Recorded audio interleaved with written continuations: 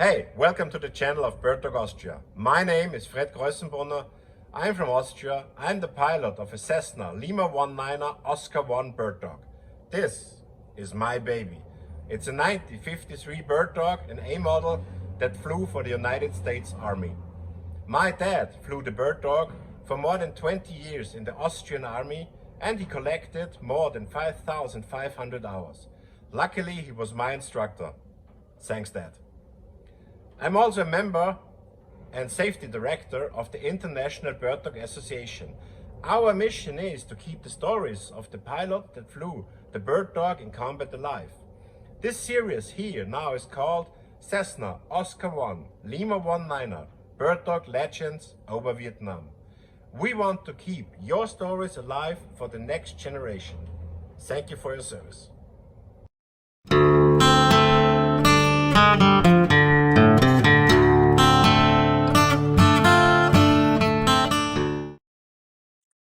Gentlemen, this time we have something very special. We have full Colonel Landon Thorne, who began his career as a Marine fighting in the jungle for 6 months in Vietnam. He then came to the CATKILLERS as an aerial observer, sitting in the back seat of the bird dog. And later on, we will have the honor to speak with one of his pilots, Charly Finch. And believe me, it's going to be a great interview. Hey, Landon, I'm super glad that you're here. Please go ahead and introduce yourself. Thank you, Fred. I've been a fan of your podcast for quite some time, and I've seen a number of my former colleagues on this on these shows. So very quickly, I was when I graduated from college, it was right in the middle of the Vietnam War. So we had choices of either going to Canada, getting drafted, or staying in graduate school, or getting married and having 17 kids before the draft board caught up with us, or whatever. But I figured might as well join and serve my country and go on from there if I survived.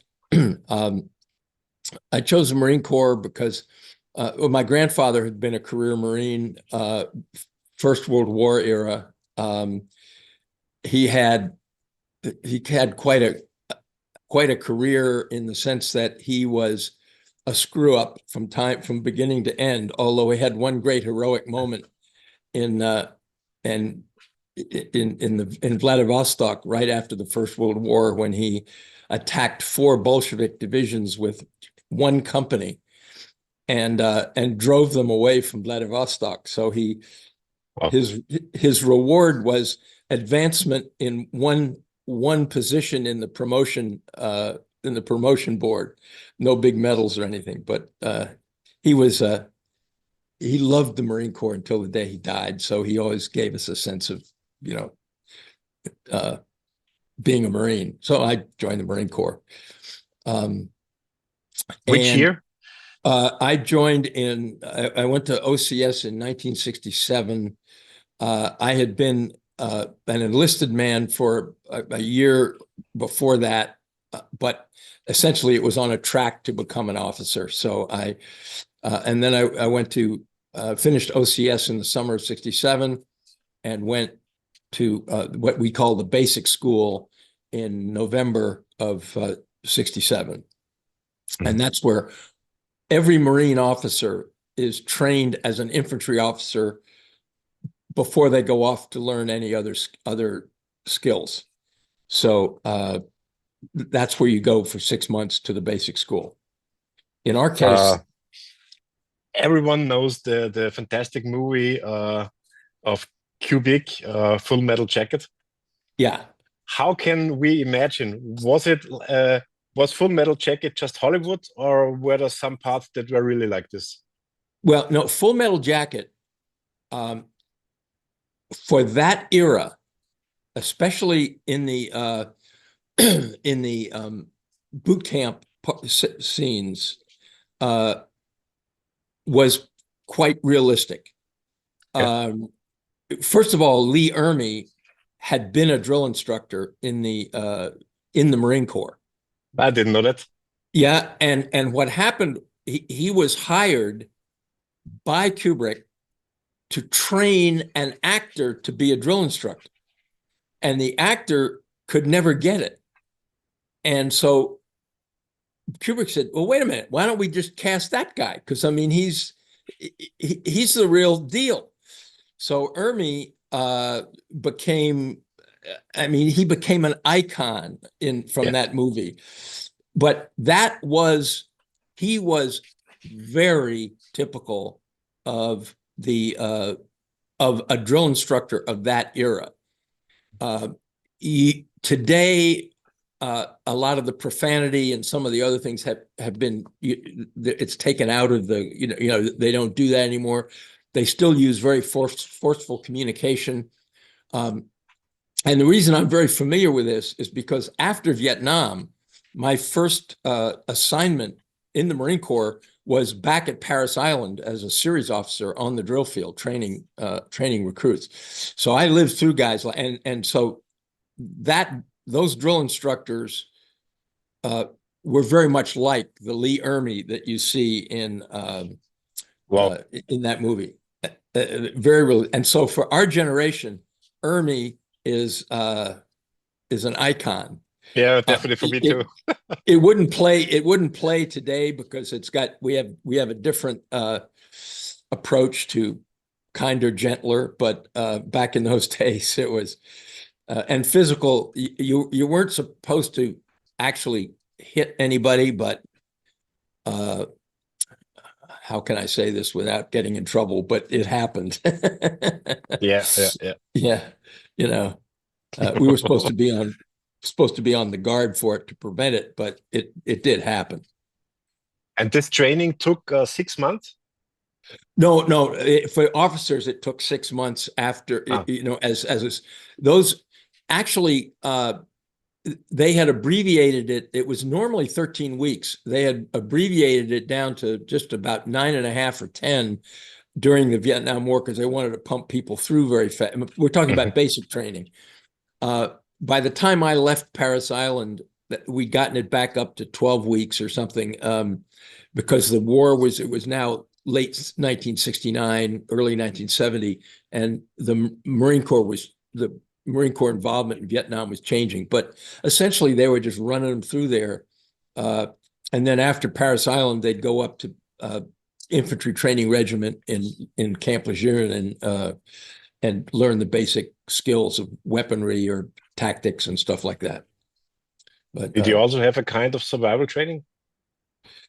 Not in the traditional Marine Corps training, but when I went to the AO school, the Aerial Observation School, which was aviation oriented, then we got into more of that. Okay. So, but when you went to the Marines, for you, it was always clear you wanted to go to Vietnam. Well, there wasn't much choice. I mean, if you were going into the Marine Corps,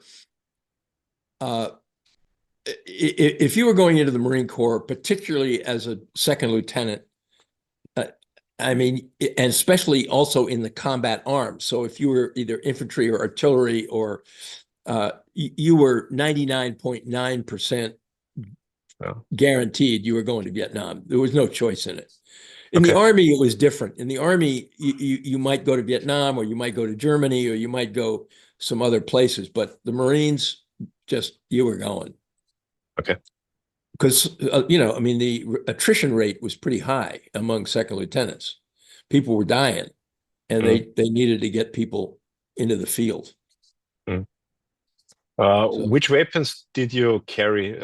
Did you already have the M16 or the AR-15? Well, I trained with the M14 when I was in training, and the 45. Of course, that at the time was the standard officer's pistol. Then when we got into Vietnam, yes, we got an M16 or whatever they call it, M16. M16, yeah. Yeah, because later on, I keep thinking of it as the Car 4 or the different versions of that weapon. But yes, the M16 and a 45, because officer always carried a 45. So you in the Marines, you had a 1911 with in 45, yeah? Yeah, and a Ah, 45 interesting. caliber. Okay. Because the Yeah. Army, I think the Army also had the 1911, and the Air Force, to my surprise, they had a revolver. Yeah, they had a 380, Hmm. a Smith and Wesson Yep. revolver. I think some of the Army guys also, at least in the Cat Killers, I think they carried revolvers as well. Yeah. But we we were given that 45 and we hung on to that thing until the day we left. And then we turned it in as if we were, you know, giving up a baby or something for adoption. And You it, couldn't take it home? no, Ah, not, okay. the culture of the Marine Corps is save everything. Okay. Um, you know, even with a flight jacket, you could have just like the sleeve, but of your flight jacket. But if you wanted to get a new flight jacket, you better take that sleeve in because to show that that you needed the replacement. Ah, I didn't know that. Marine Okay. Corps is very strict about equipment. Okay. Okay. Yeah, accountability. Oh, what a concept. So, and all overall, when I did listen correct, you said 9 months you stayed in the States and then you went to Vietnam. Yeah, my progression when I finished the basic school, I went to artillery school Mhm. in Fort Sill, which was an army base, but a few Marine officers would go into every artillery class, and I was one of them. And then when I was there, uh, they came out and said we need 6 volunteers to go to aerial observation school, and which was they like to have artillery officers primarily because we would call in a lot of artillery. So I was already a private pilot. I mean, not a very experienced pilot. I was a VFR private pilot with maybe 70 hours or something. And Okay, well, uh, so I said, okay, I'll go fly. I'll be an air observer.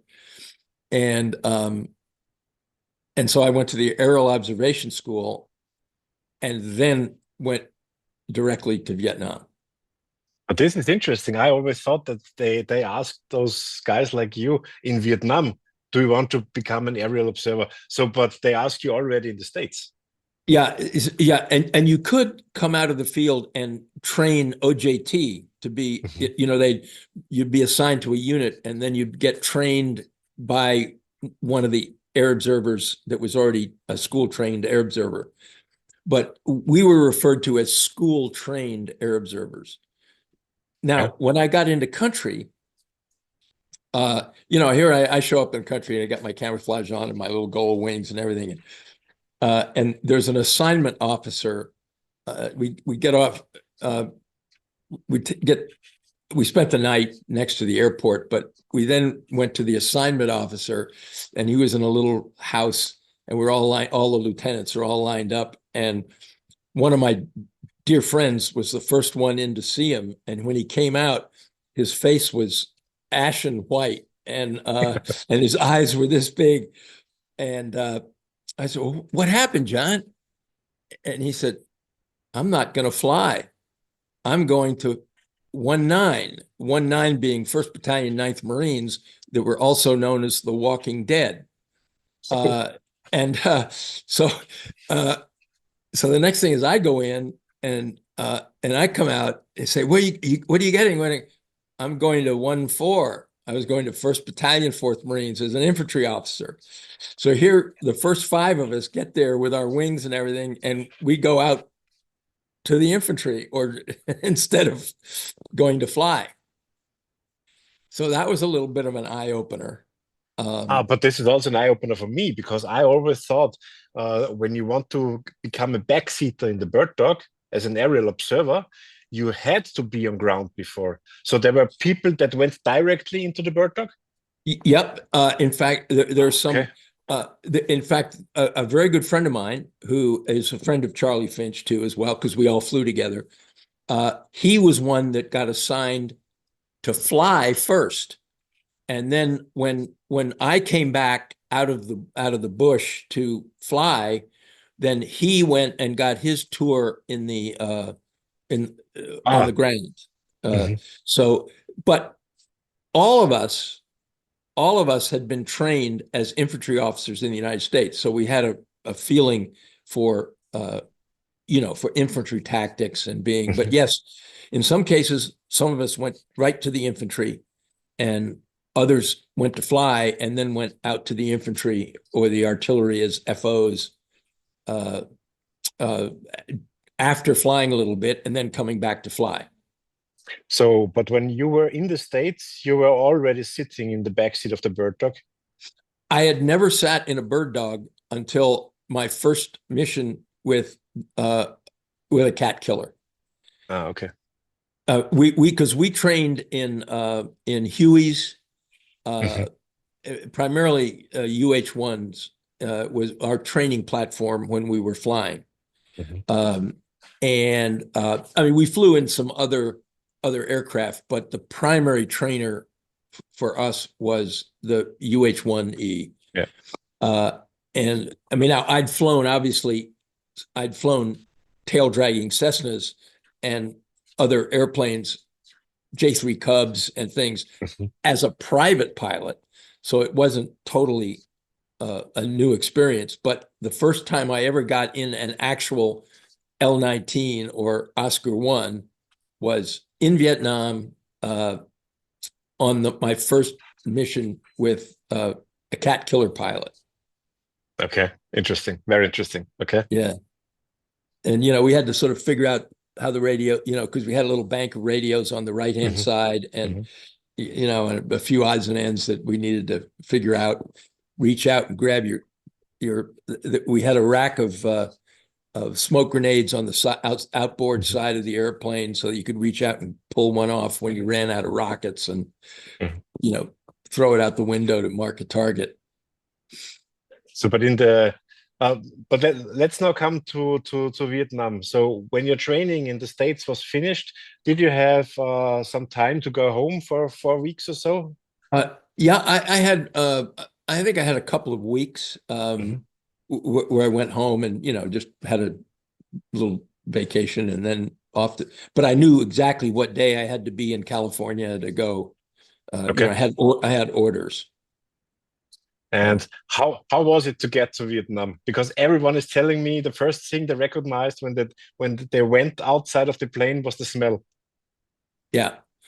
Well, we flew when I left the United States, we flew to Okinawa first.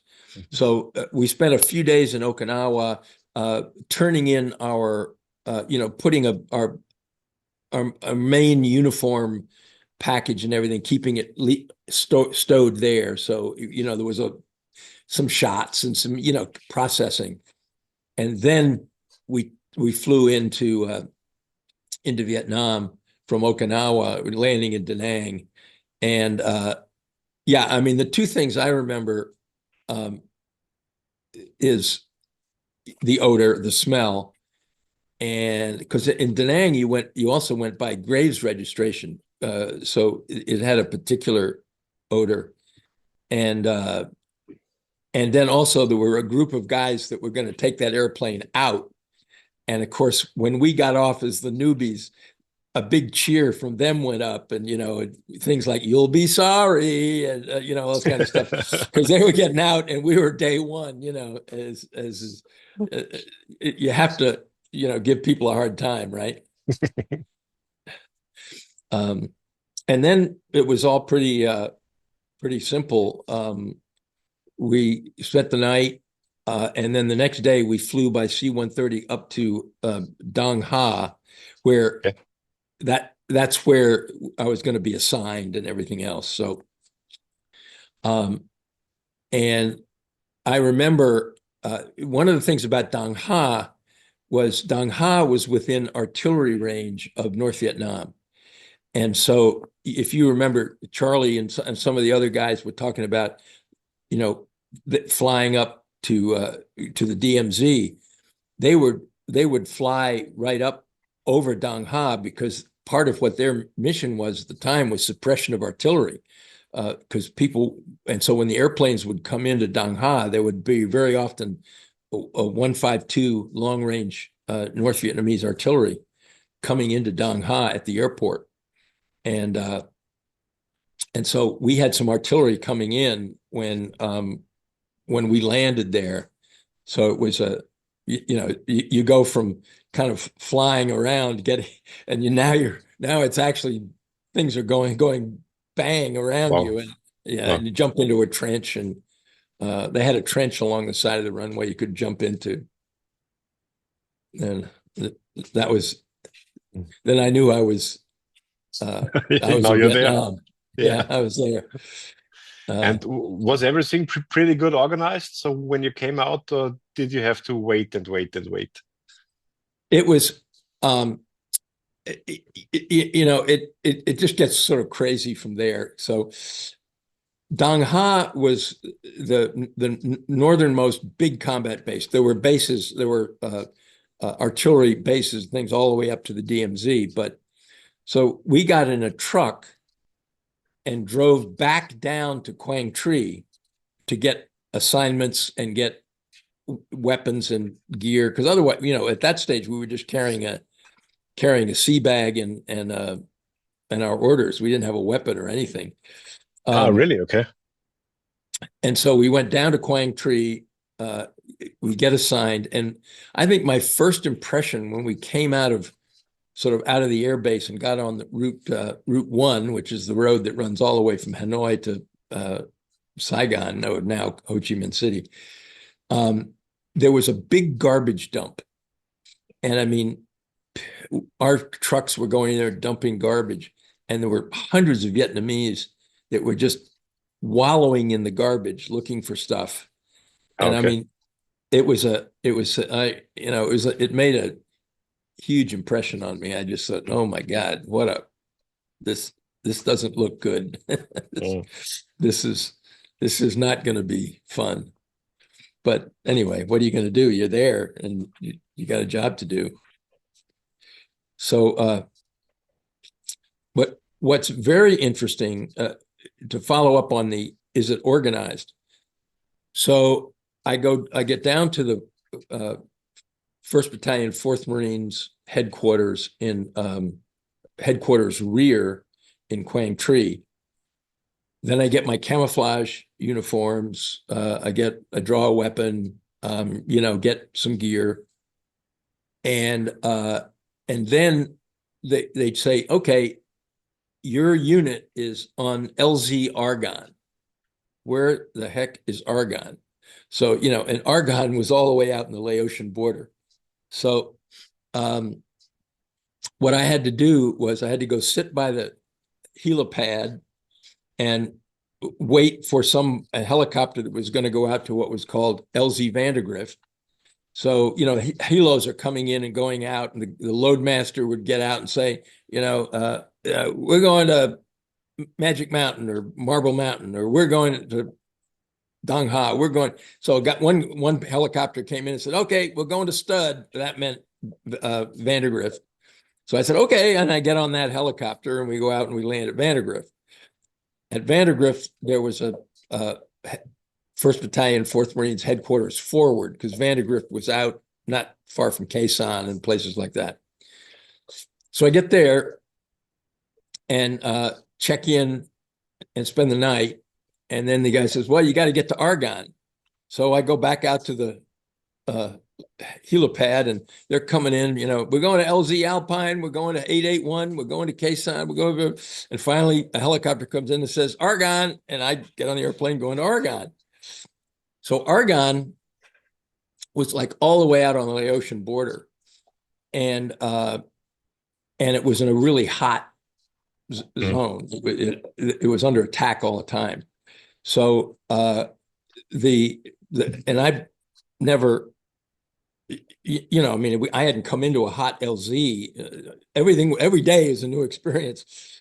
So the pilot, the crew chief just said, okay, we're going in. It's hot.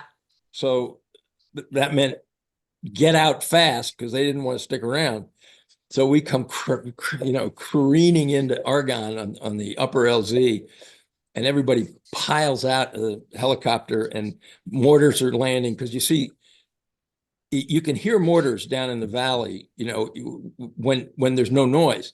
But what the NVA did was they'd always start shooting mortars when the helos were coming in because you couldn't hear. Okay. So it was landing in a helicopter in an established landing zone was always exciting.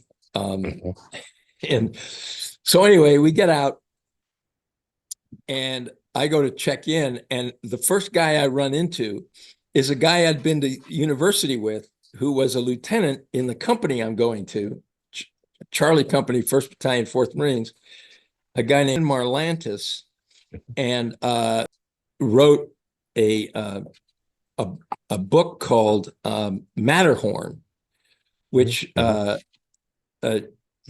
about it was about Argonne. I mean, it was about our company. So if you ever want to read about what a year of Charlie Company, 1st Battalion, 4th Marines, get a book by Marlantis called Matterhorn, and it was a bestseller. Okay, wow. So anyway, it was quite a story, and we're all in it. So it was he was the guy that wrote the book, and he'd been at my same college, so I recognized him. He said, "What do you and I said, "What are you doing here?" I said, "What are you doing here?"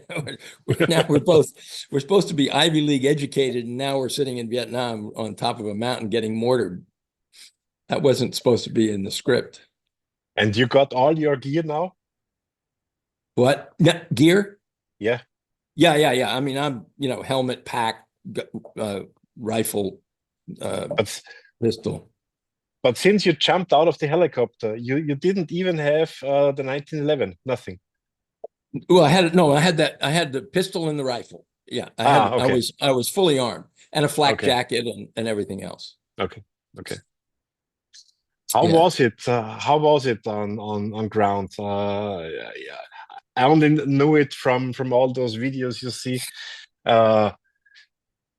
Was it a very dangerous mission? Because I heard that the newbies, and when you came there, you were one of the new guys, that the newbies always had to move on first position. Was it like this? Well, we were. I mean, again, it was a line company. Mm-hmm. I was there as the forward observer, even though, I mean, so technically I was an artillery guy, but I was a forward observer. Mm-hmm.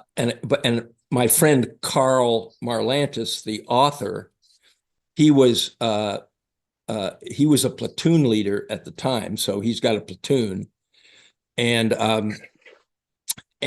so we were patrolling down off the mountain down into the valleys and then coming back up, and we were defending the perimeter itself. So because there was artillery on the hill, and it was basically an advanced patrolling base all the way out near the Laotian border, because it was one of the places where the NVA was infiltrating in from the Laotian side into the valleys along the Quaviet River and along the rivers that made the Ben Hai River, which made the boundary. It went through the center of the DMZ. So you were close to the Ho Chi Minh Trail? Very close, yeah. Okay. Yeah. Mm-hmm. And of course that was good in the sense that later on, because the Marines left Argonne and then went back onto Argonne, but 3 months later. But the NVA had it all zeroed in with mortars. So the minute they landed, in fact, the battalion commander was killed. Okay. So it was was a bad deal. And but because later on flying, I knew the territory, so I knew that that's part of knowing the ground. And we patrolled off the mountain from there. How was a typical patrol? How did this work out? You started early in the morning, or how was it? Well, yes, most of the time it was. Most of the time they would, if you weren't on listening posts, and officers generally didn't go out on listening posts at night. A patrol would go out, and maybe if you were in wherever you were, you would push out maybe a kilometer or a kilometer and a half to see what might be there. Or if you were on the high ground, you'd go down into a valley to see what might be there, and see any signs of the enemy in the jungle. I mean, later on, we went and assaulted a hill called LZ Catapult, and I was the first helicopter in, and we hit a mine, and a command detonated mine. So luckily, I had gotten up out of my seat to get out of the helicopter quickly because we knew it was a hot LZ. So when it hit the mine, I was very near the back of the helicopter, because if I'd stayed where I was sitting, I would have lost my legs. But I got blown out of the helicopter and landed on my back. And then, so the next day, we started taking fire from all around, and then we went patrol down the mountain to try to find out, where enemy was, but they'd all gone away by then. So, but no, we had one firefight. So that was sort of typical. You'd maybe take a platoon and go someplace and land, and then if there was something there, they might bring in a bigger force. But you did what you were told. And then in your area, were there also the famous tunnels of the Viet Cong? No, they didn't have the tunnels that you got down at Cu Chi or some of in the south, but you had little bunkers. They were very skilled at digging little bunkers in the dirt with wood and everything, and so that they could take a tremendous amount of artillery and bombs and survive. Okay. Yeah, I've got some pictures of a typical bunker. I don't know if I sent you one. I think I may have sent you one. If I didn't, I can. Of a typical bunker. It's just like a little black hole in the ground, but those were filled with ammunition, and you could hide out in them. And I may have sent you one. Just let me see. And yeah, that was a typical bunker that we captured somewhere or discovered somewhere down in the jungle and cleared out. But you can see that if that's in the middle of a jungle, and so number one, it's very hard to see, and number two, because we had pushed away some leaves to look for booby traps, but with leaves all over the dirt and everything, it was almost impossible to see until you're right on it. About those booby traps, did you get a special course or anything else? Did someone tell you you have to look at special signs of a booby trap? Well, we did, but also the guys that was all part of experience. I mean, you were constantly learning about what booby traps were going to be, and look for tripwires and look for signs of any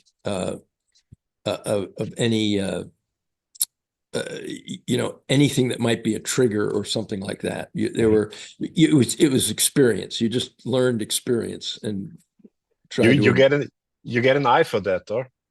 Yeah, you get a nose for it. You can almost You can almost smell it.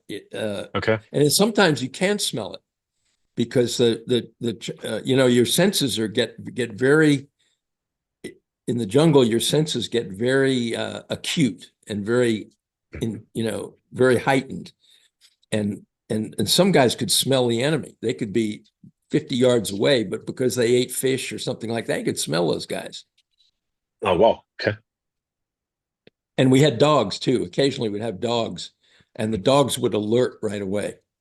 The dogs could smell Asian. They knew the difference between Asian and Caucasian, or African American odors. Okay. And in your region, when you were in Vietnam, in your area, was there also the monsoon season with endless rain? Yeah, there was, and it was really wet. I think I have some pictures somewhere, but the whole countryside was covered in water. Well, okay. I mean, just you couldn't move. Mhm.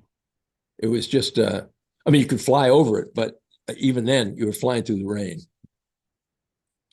But yeah, it started raining, and when you were out in it, you were wet 24/7. So you had to, everything was wet, everything. So it was hard on your body because, when you're wet and you're carrying a pack, it's wearing away on the skin, and you get your crotch and everything gets infected, and your feet, and I mean it's awful.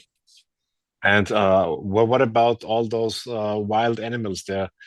Starting with the mosquitoes, Yeah, and I think there were also some tigers. Is that correct? yeah, yeah. I never saw a tiger alive, although my company did kill a tiger that had killed a Marine.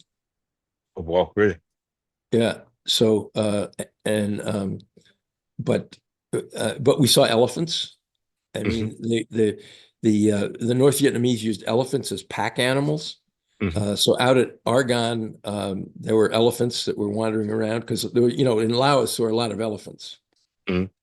So they used them.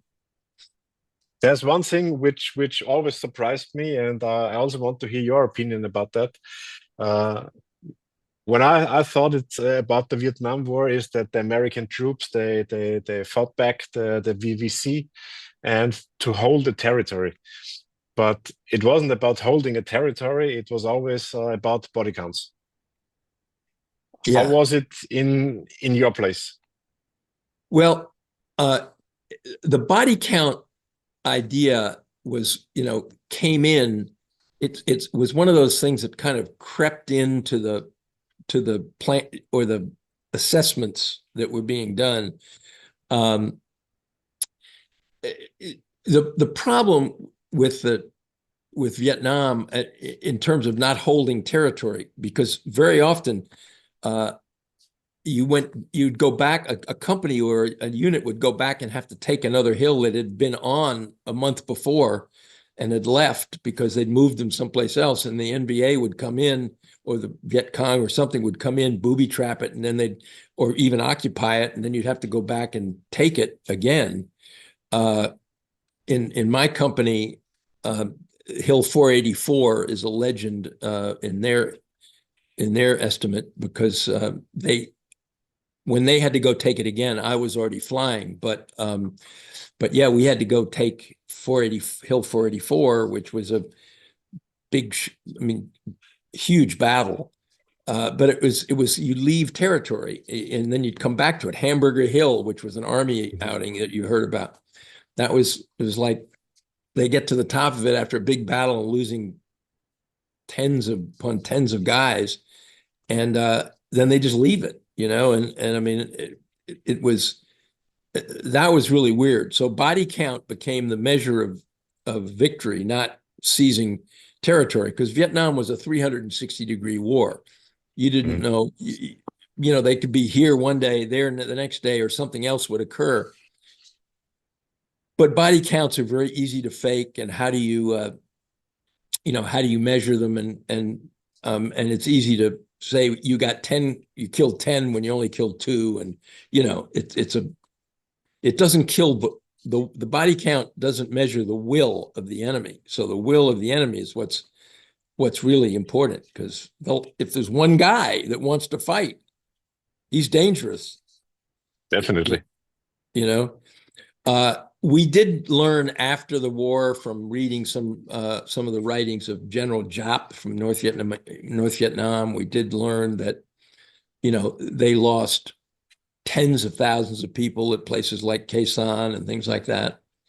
But and they'll never know probably what the real body count is, because there's literally probably tens upon tens of thousands of people that are just dead in the jungle somewhere. But it was not a very reliable way of determining success. Mm. And wasn't it for you personally frustrating to always fight the enemy back at the same territory, which you took already 2 or 3 weeks ago? It was crazy, but by the time you've been in Vietnam about 6 months, you were pretty cynical Okay. about yeah, here we go again, you know. Okay. And you really began to think about, am I going to get out of here with my skin, you know? Yeah. So yeah, it was by the time 68, 69, remember, Tet of 68 was a very bad time. Mm. Tet of 69 was also a bad time, but not in the cities. It was in 68, the strategy was for the NVA to take cities, and the Viet Cong, Saigon, Da Nang, places like that. In 69, it was to attack isolated units and overrun them, and just to get their own body count, just, you know, kill Americans. Okay. And so that was a different time. But if you were on an outpost like I was in February of 1969, we got overrun 3 times. Yeah. You know, so it was a you know, an ugly 10 days. How can I imagine to get overrun? Because for me, when you get overrun, everyone is dead. Well, you know, you're hand-to-hand fighting, but there's more of them than there is you, and you got to get rid of them. Mm-hmm. So you kill them. Mm-hmm. But I mean, it's close quarters. How was it sleeping there? Could you sleep good at night? I never slept. Yeah. You mean in the jungle? Yeah. Or on an outpost? No, you might get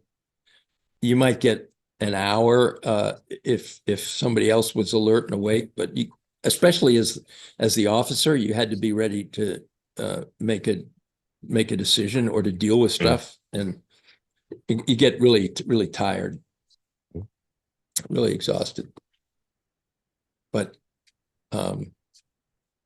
it is what it is, you know. You have a responsibility. And you were going out day by day, once a day, twice a day. How was it? Well, you mean it depends on where I was. If in the case of where we were overrun, I stayed pretty much in the perimeter of that little outpost, because there was an infantry unit. I was no longer with the infantry. I had been given some guns, some cannon, some 105 howitzers to put up on this tiny little mountaintop. And so we had some infantry around us. So our job was to defend the guns themselves, while the perimeter and the patrolling was the responsibility of the infantry. But our perimeter got smaller and smaller as we lost people, because the weather was really bad. So they couldn't get supplies into us or take out the dead. So we threw the North Vietnamese dead over the side of the sort of cliff. There was a sort of a cliff on one side, and then tried to treat our dead with respect, you know, cover them with ponchos and stuff.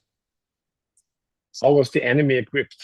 They all had AK-47s, or were they good equipped or poorly equipped? Well, most of the in the particular case that I'm talking about being overrun, they were mostly sappers. So they didn't have weapons, they had explosives. So they would come in and blow themselves up. Really? Wow. Okay. Yeah. But the typical NVA soldier was, was reasonably well equipped. I mean, they had a little pith helmet and a uniform and a belt and an AK-47 or an SKS, which is the semi-automatic version of the AK-47. Shoots the same bullet. The M16 had the .223, Yeah, I think. or 5.56, 223, whatever. Yes, that's what it was. And the AK-47, what did they shoot? 7.62 Russian short. 7.62, that big, okay. 7.62 with a short cartridge. It's a shorter cartridge. Yeah. So it's about equivalent to our 308, but it was it's a Russian cartridge. Winchester 308, yeah. Yeah. But the Winchester the NATO 308 is a longer cartridge. Okay. We call this 7.62 short, which was the AK-47. Okay. And the SKS. But in your region, you didn't find the regular North Vietnamese army. No, you had the VC. They were all North Vietnamese where I was. Okay. Because we were up north. There were virtually no Viet Cong. Okay. I mean, there must have been some Viet Cong down in the villages and things, but where we were fighting, it was mostly North Vietnamese. And the North Vietnamese, they all had a uniform and not those black pajamas, huh? That's right. Yeah, they were uniformed. I mean, it wasn't they weren't as well equipped, and they didn't have body armor, so they were pretty much uniformed. Okay, that's insane. Yeah. Yeah, they had belts and little red stars on them, which is a trophy. I have one. Is there about the people living in the villages around?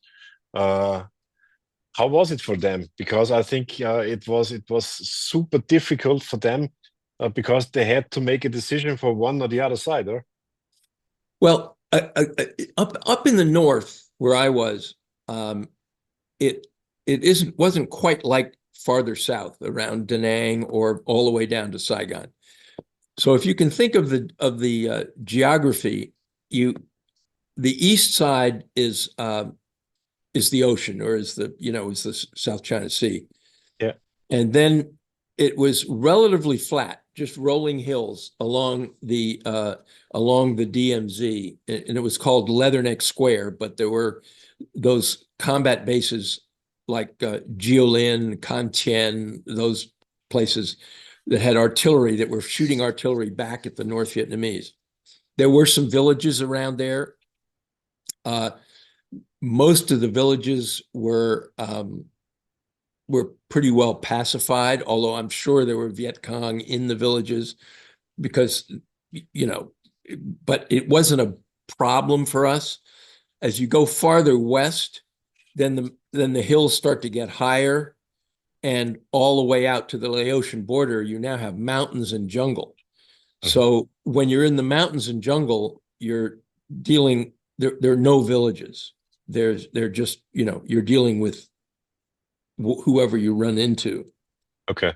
And it was mostly fresh North Vietnamese coming in across the DMZ or coming in from Laos. As you go east, you would get more into the villages like Cam Lo, all these sort of lowland villages. And I'm sure, and some of them were resettlement villages. Some of them I'm sure they had hostile people living in them, but for what I was doing, that was not a significant problem. Okay. It was for other people, I'm sure, but yeah, because I always thought it must be super difficult to recognize this guy as a civilian or this guy as a Viet Cong. Yeah? I think it's actually the same that the Americans had in Iraqi freedom or wherever, yeah, because they were also having all those traditional clothes, and you don't know is it an enemy or is it a civilian? That's right. And one of the things that we that as an air observer flying, you know, the Vietnamese would go out of the villages and often into areas that were supposedly no fire zones to collect wood or even to maybe bring supplies to some North Vietnamese or whatever, you know. And so every once in a while, that you would run into civilians out in the middle of nowhere where they shouldn't be, and you know, bad things happen. I mean, in my personal experience, we were calling naval gunfire from the USS Boston that was sitting off the coast into the area. Okay. And naval gunfire is not very accurate because it's a flat trajectory. It's easy to miss when it's flying, when it's shooting long range. And we were trying to bracket what looked like bunkers. So, you know, whoever was in that bunker knows that the rounds are coming closer as you bracket them. And I called fire for effect, main gun fire for effect, because we bracketed it. And just at that moment, a woman and a child came out of the bunker and ran, because that's the way they were trained, is to wait until the last minute, then run away from the artillery. And of course, the artillery the naval gunfire just obliterated them. I mean, it, you know, it doesn't make you feel good. Yeah, of course. Yeah. But what are you going to do? Yeah, that's it. Yeah. You know, so, but you know, it's heartache. I still think about that, you know, but how are you going to stop it? You know, You can't. Yeah. you know, when That was part of the deal. Yeah. yeah, when that 5-inch 50 is flying through the air, there's no way you can turn it off. You know? How long have you been on ground before you went to the bird dog? Yeah. Probably about 6 to 7 months. Okay. And then I started flying in March. I brought my logbook along so I could refresh my memory on dates, but I think my first flight was my first flight in Vietnam was with Keith Klett on the 18th of March in '69. Okay. But before we come to the bird dog, you sent me several pictures where you were on ground, and just let me take all those pictures, then we can talk a little bit about it, and then we go to the bird dog. Okay. So what do we see here? Well, the one on the left, the one with carrying the rifle, or the rifles going forward, and the belt without wearing a flak jacket and the ammo belt across my shoulders, that's me. And if you look carefully, you see the destruction around us. That sort of things are sort of broken up. That was on that hilltop in a cloud where we were overrun. Ah, okay. And that was my gunnery sergeant, a guy named Nestor, a gunnery sergeant Nestor on the right, on my left, your right in the picture. But we were in pretty bad shape then, you know. That was me down just in the jungle with my FO scout team with Charly 1st Battalion 4th Marines. Ah, you didn't wear a helmet when you're out in the jungle?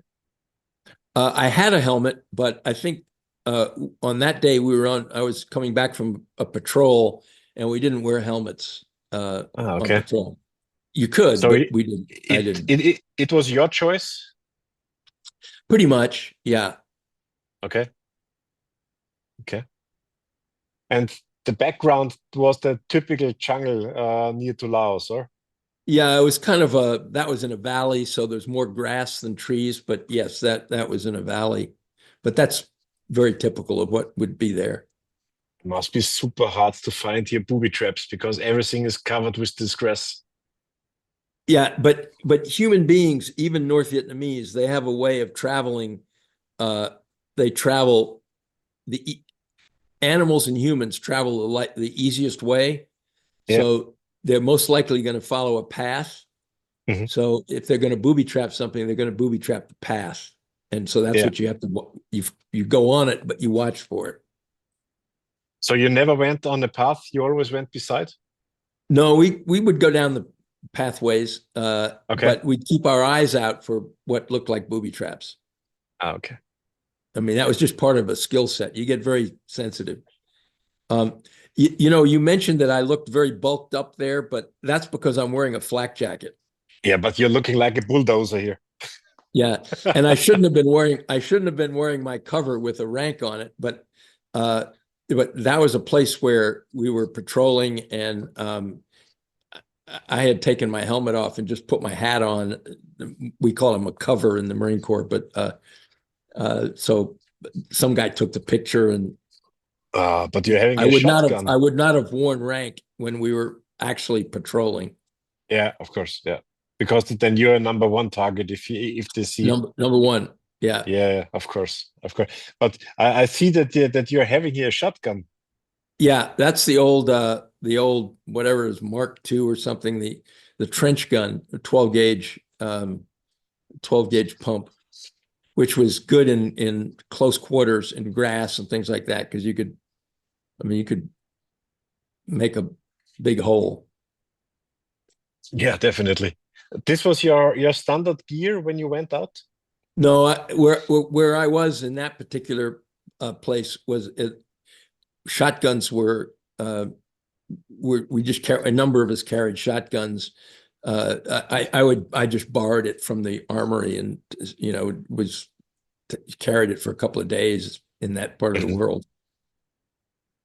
Did you wear here a flak vest or what is it? Yeah, that's a flak vest on my that I'm wearing. Canteen in the pocket.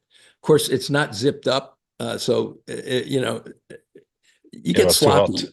Just you get sloppy, and I've got a pack on, and it's heavy and wet and hot. It's and you got a bottle of water and in the back, what is this here, a shovel or what is it? I have no idea. It looks like a poncho rolled up. And there's my knife, the handle of my Randall knife, sitting on by my shoulder there, that little thing sticking up.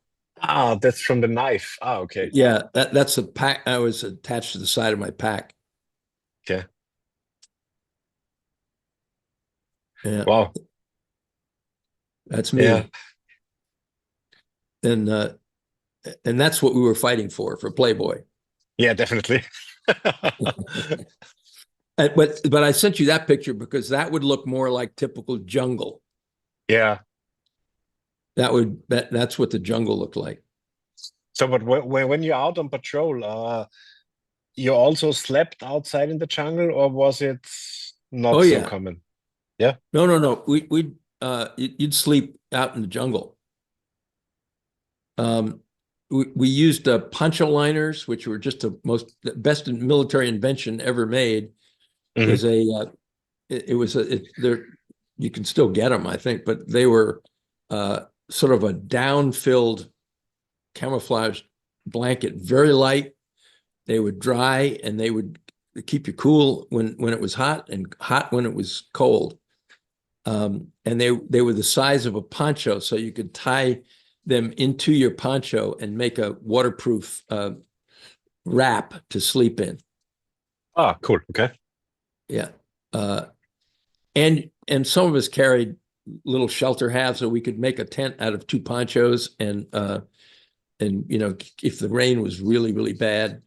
But but that's sort of we're taking a break there, and guys are just lying around, but I sent that so you'd see sort of what the jungle looked like. Did you have some special liquids against the mosquitoes, a mosquito spray or something? Yeah, there was a little white bottle of bug juice that you'll see it sometimes. Guys carried it on their helmet. Yeah. With an elastic band. It's a little white bottle with a black top. And that was the standard issue bug juice. And we would, rub it on your face and arms and hand. And It helped. yeah, it also helped to rub it down inside your in your trousers, because it would kind of prevent leeches from getting. It would keep the leeches off you a little bit. I mean, leeches were terrible. They would get on everything. Mm. How about snakes? Yeah, there were plenty of snakes. I can remember one morning waking up in a shelter half and it was really, really raining. One of the things too, when it really was rained or when it got cool, animals would come in and into your shelter half to get out of the rain, and because you were a warm body, they'd snuggle up like a little rat or something. You'd find it. And I woke up one day with a cobra on sort of lying across my legs. Oh my God. Yeah, that was kind of what I said. Except I don't think I said it as politely. Holy shit! Yeah, that was it. But fortunately, he just woke up and took off. Went off into the jungle, so nothing happened. But there was a few holy shits that came out of there. Yeah, for sure. Just another picture of the jungle. And guys, you see a guy trying to dry out his jacket, his shirt, because it's just so wet. But when I see this picture, if the enemy was 100 meters or 50 meters away, you couldn't see him. Huh? You couldn't see them. Well, the enemy might have been 100 meters away, because they would very often travel with you, because they know that they were safer there, because you wouldn't be calling artillery in on yourself when you're patrolling. So they would very often move maybe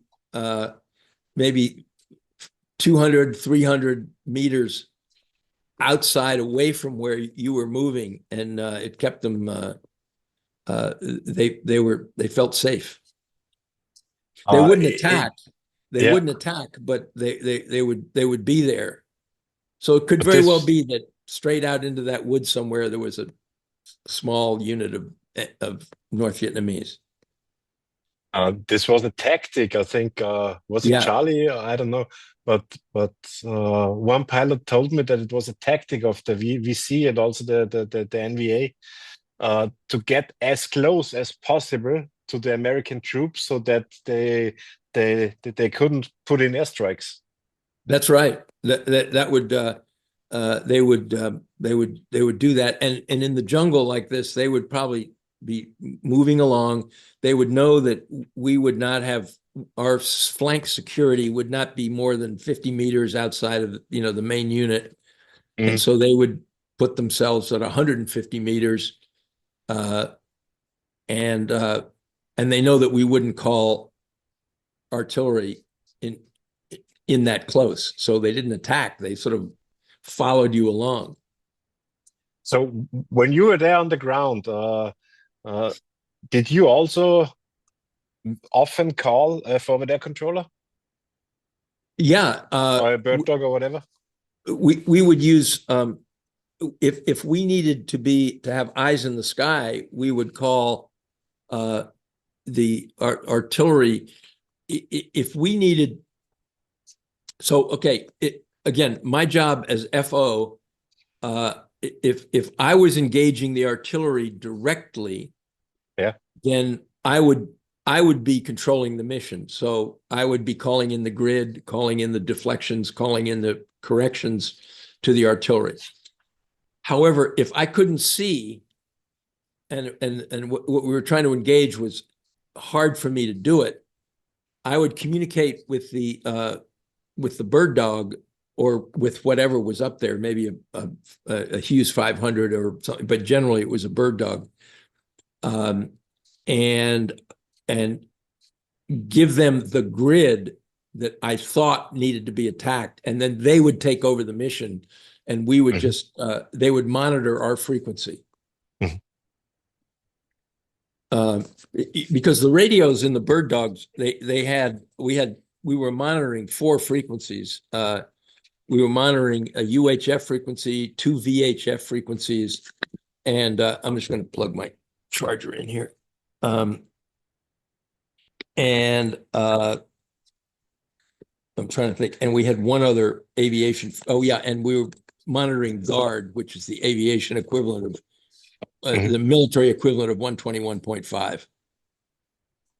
But in your area where you were, you only had the Army bird dogs up there. You didn't have the forward air controllers from the Air Force, no. No, we had some Marine. When I was going through my logbook, I realized I probably had about 10 or 12 missions in which I was with a Marine pilot in a Marine bird dog. Okay.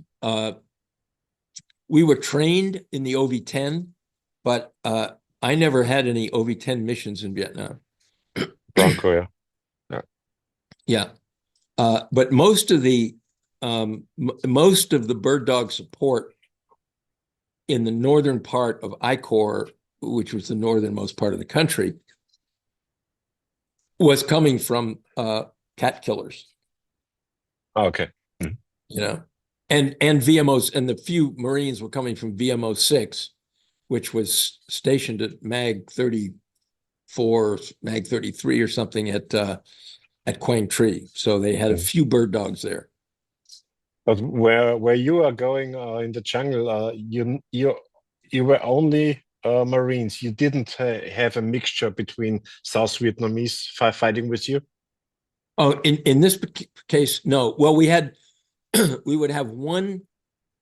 Usually, we'd have one what we call Kit Carson Scout. So we'd have one or two South Vietnamese Army people with us that could be interpreters. They often provided cultural guidance.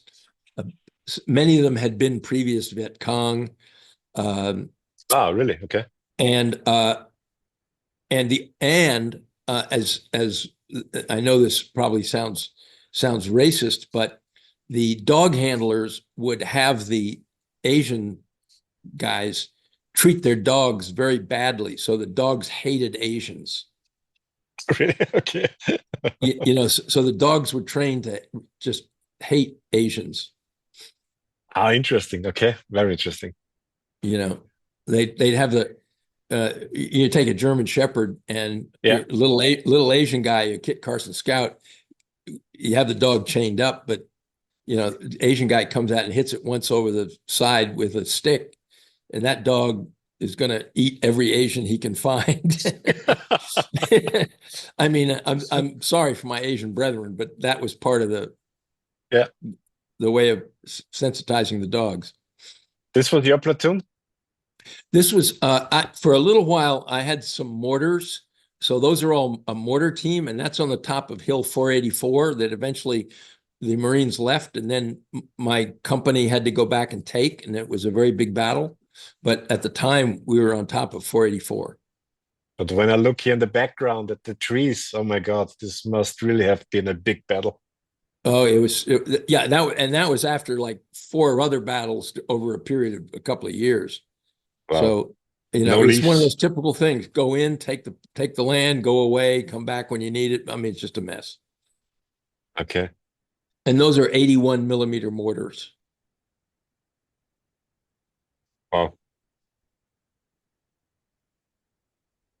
This is a great picture with all the fog down in the valleys. Yeah, the reason I sent you that was apart from it being artistic, and that actually appeared in Time Life Books, the Combat Photographer, Vietnam series, the Combat Photographer. But that's looking back at what was known as the rock pile. And the rock pile was a series of sort of outcrops that and the valley that you see going off into the distance, that went up to LZ Vandergrift, and then on around that mountain, it went over to Quezon. Mhm. But that I just woke up one morning and was sitting there, and I thought that was a nice, picturesque It picture, is. so I took It it. is. Yeah. And I see here you used everything you had, sandbags and also all those wooden boxes. They were all filled with dirt. Oh, Yeah, those were filled with dirt. Those are ammo boxes, the ammunition yeah, boxes. They have, yeah. 3 or 6 mortar rounds in them, and the powder bags. Wow. What about the story about the Chinook? Yeah, well, that's the Chinook. That it hit a mine as we were coming into that LZ, and This was the Chinook where the explosion yeah, kicked you out. yeah, it Ah, um it's dead as a doornail. They came in and lifted it off. I think I sent you a picture of them yes, lifting it sir. away. That, but we had to defend it. So anyway, I was sitting right where the bomb went off, but I'd gotten up to move towards the rear, and when the um, Wow. when the explosion went, the pilot jerked, and I guess he pulled on the collective or something, and the back of the helicopter kind of flipped up in the air, and I was about to step off, and so I did a beautiful swan dive and then landed upside down. I Oh, probably would have broken my back, except I had a metal pack frame on my pack, so it saved me from getting really badly hurt.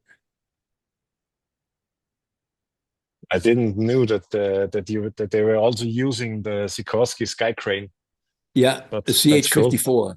Yeah, Yeah, they lifted that that's off. They took the blades off it, took the guns out of it, and lifted it away. okay. And So this was a goal to don't leave too much equipment back for the North Vietnamese. well, you remember what I told you about the Marines? And the Marines Yeah, okay. saved every. If they could get one doorknob off that thing or one seat cushion, Yeah, that was worth saving. okay. Yeah, Here's another picture of the damage. Wow. Okay. yeah, and that you can see the crater down in the foreground of the picture. Yeah, yeah, yeah. Wow. Yeah, that was a mess. That's you. And that's me, yeah, smoking a pipe, Cool. reading a book. And down there in this tin, you had a meal or what is it? Yeah, it's probably something to eat. Good. I don't know. It looks, yeah, it's probably some nasty concoction of food that we made out of a sea ration can Yeah. and cooked over a heat tab. How was the food supply in general? Because when I spoke the army guys, they said, yeah, it was more or less okay, but not really exciting.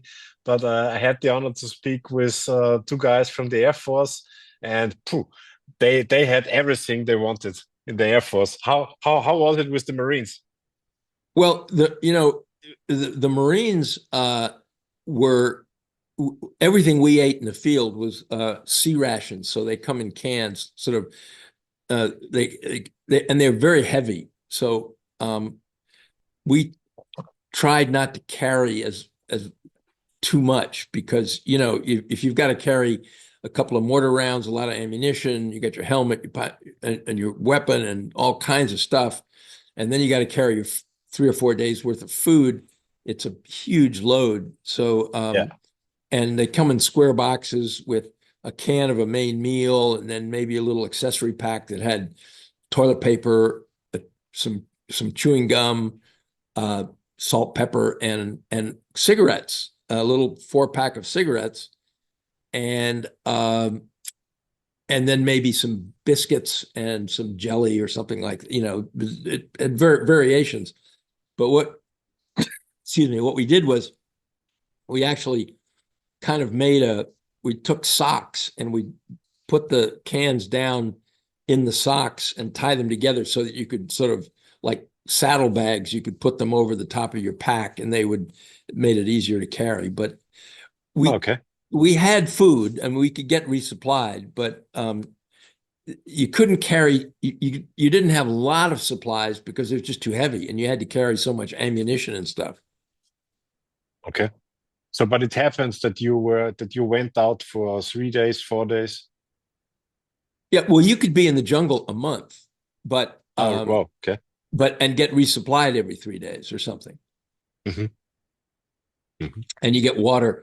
Water was a little more of a problem, but so we would get, if we found water in a stream or something, usually like in a place like this where you're high, we'd find a stream and one guy and a patrol would go down with everybody's canteen, fill them up and come back in. And then we put halazone tablets in the water to kill any bugs. You cooked the water or what? No, it just put a halazone tablet. Ah, okay. I didn't know that. The Interesting. little tablets, but Yeah. it made the water taste terrible. So everybody rode home to get a bottle of Tang, the orange powder, so that you could put that in the water to make it taste better. Ah, okay. Uh, Okay. but here's a problem that a lot of these forests had been sprayed with Agent Orange. So Ow. a lot of guys that have been getting sick as they get older because they were drinking water that were that in forests that had Agent Orange sprayed on them. So in your regions where the Agent Orange was used, how was it really? Were all leaves falling down? In some cases, yeah, the whole idea was to dry them off and then, shoot phosphorus artillery in there and start fires and clear out the jungle. I have a picture somewhere, Fred. I'll try to send it to you, but it's a picture. We're up on LZ Argonne, the one that Karl Marlantes wrote about, and in his book. And you looking down on the valley, there's three C-119s all flying along, spraying Agent Orange. Okay. Well, I'll try to send that picture. I'll try to find that picture and send it to you. entertainment. Well, I sent you two pictures of this guy and another guy like Michael Framboise.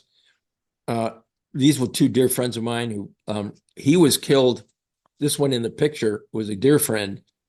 He survived Vietnam and was killed a month later in a training accident.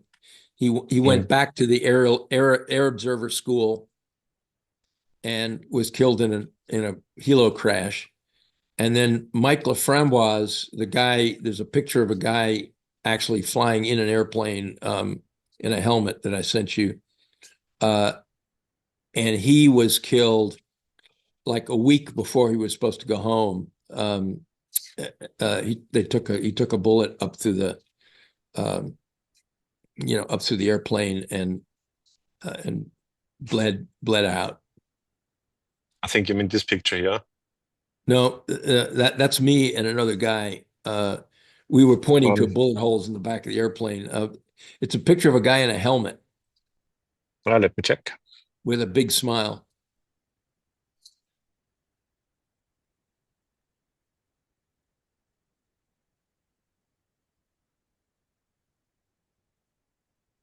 No, that's also you. No, that's me. Yeah, but also a big smile. Yeah, I'm on the ground and I'm safe. That's worth a smile. He's in the back seat of a bird dog. Here. Yeah, I got it. Yeah. Yeah, that's Mike. And he was married, had a little baby girl that he'd never seen, and was killed literally a week before he's supposed to go home. Okay. In the bird dog?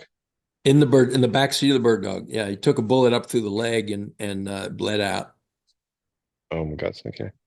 I couldn't get him home fast enough. So well, what we see here is this the metal part that was attached to the bird dog where you put the smoke grenades.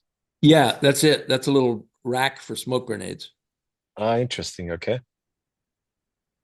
Yeah, Interesting. it was just a little pressure spring in there, so you just push them in and it would hold. Okay. So, Because if you got in a big fight, you'd run. If you got in a big fight, you'd run out of rockets, and yeah, you know, so you needed to mark something. yeah. So when your duty on ground was more or less finished, how did the story continue? How did you get into the bird dog? Well, I was ordered off the mountain. I was still on the mountain where we'd been overrun, but we'd been rescued by another company that had fought its way into us, so that, you know, another officer came in to take over the artillery and also to replace the company that was there. And so I just got on a helicopter and flew back to Vandergrift, and then thumbed a ride on a truck back to Dong Ha and reported into the 12th Marine Regiment headquarters. So AO, the air observers over there were broken down into two groups. There were what we call division AOs that flew with the VMO squadron that reported to the commanding general. They were part of the intelligence group of the division command. So we called them division AOs. Then there was the artillery AOs, which reported to the commanding officer of the artillery regiment. So, you know, the artillery likes to have its balloonists ever since the 19th century to go up in the air and look at the enemy. So I guess we were a continuation of that tradition. So Okay. I was a 12th Marine Artillery AO. So theoretically, the division AOs are flying with the division pilots. So they're flying with Marine pilots. And and then we flew with the CATKILLERS, who would come up to Dong Ha, stay with us, and then we'd fly in their airplanes. But the survival training, you had it in Vietnam, or before you came to the bird dog? No, it was at the Air Observer School. Okay, okay, okay. See, at So the Air Observer School, we went through.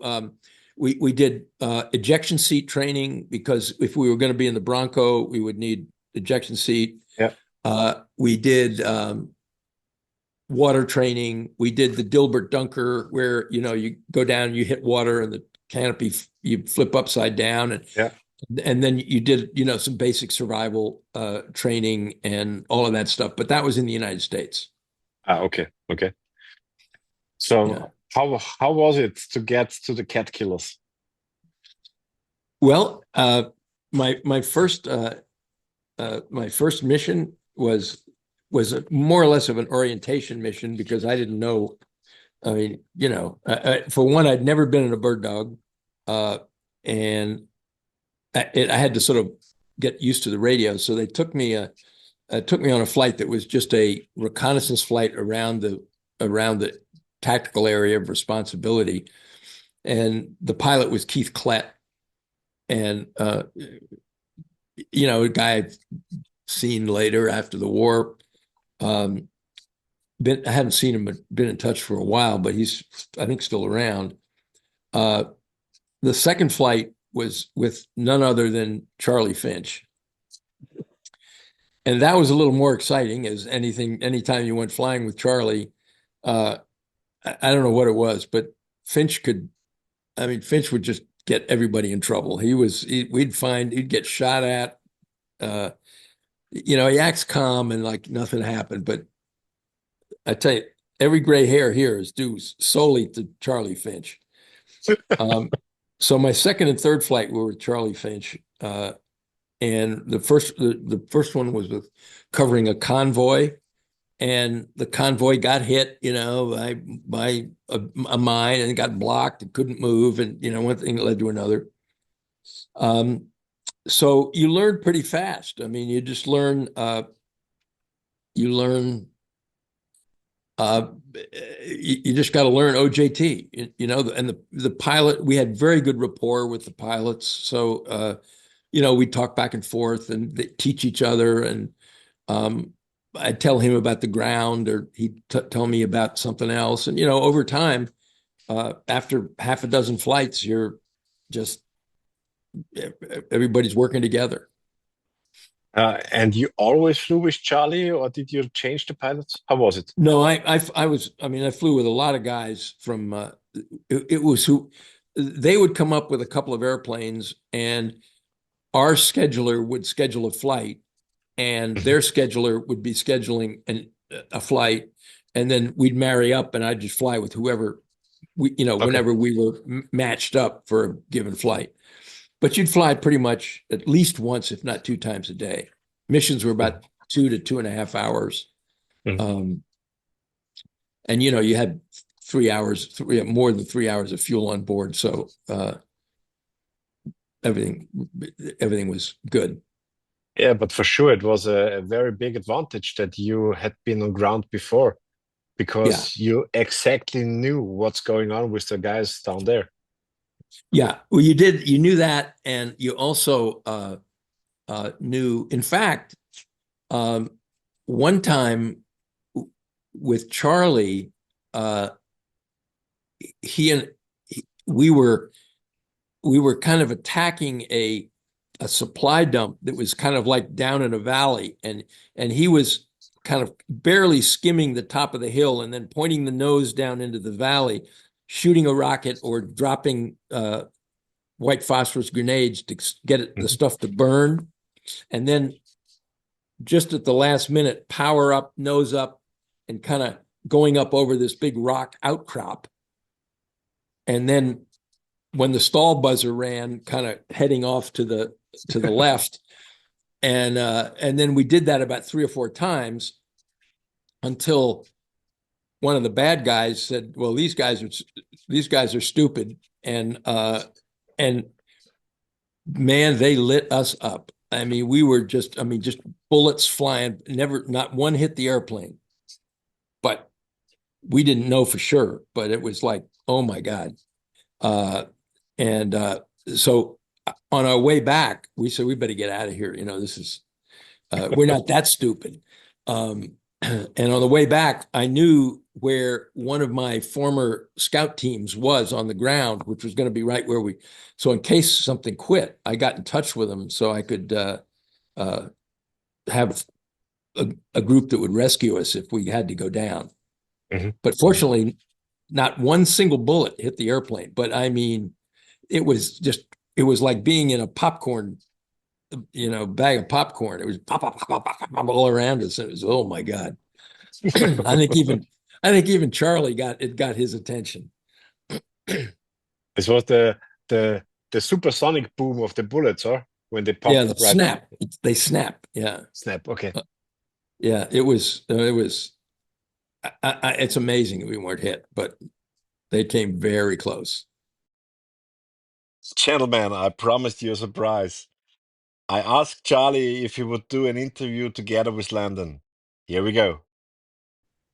So, Fred, I don't want to take up all your time, but thanks for inviting me just to talk to Lanny and everything. But I invited you because the interview with Landon was amazing, yeah.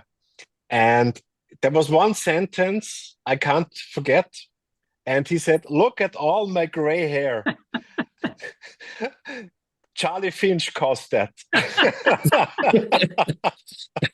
Charlie, why is that?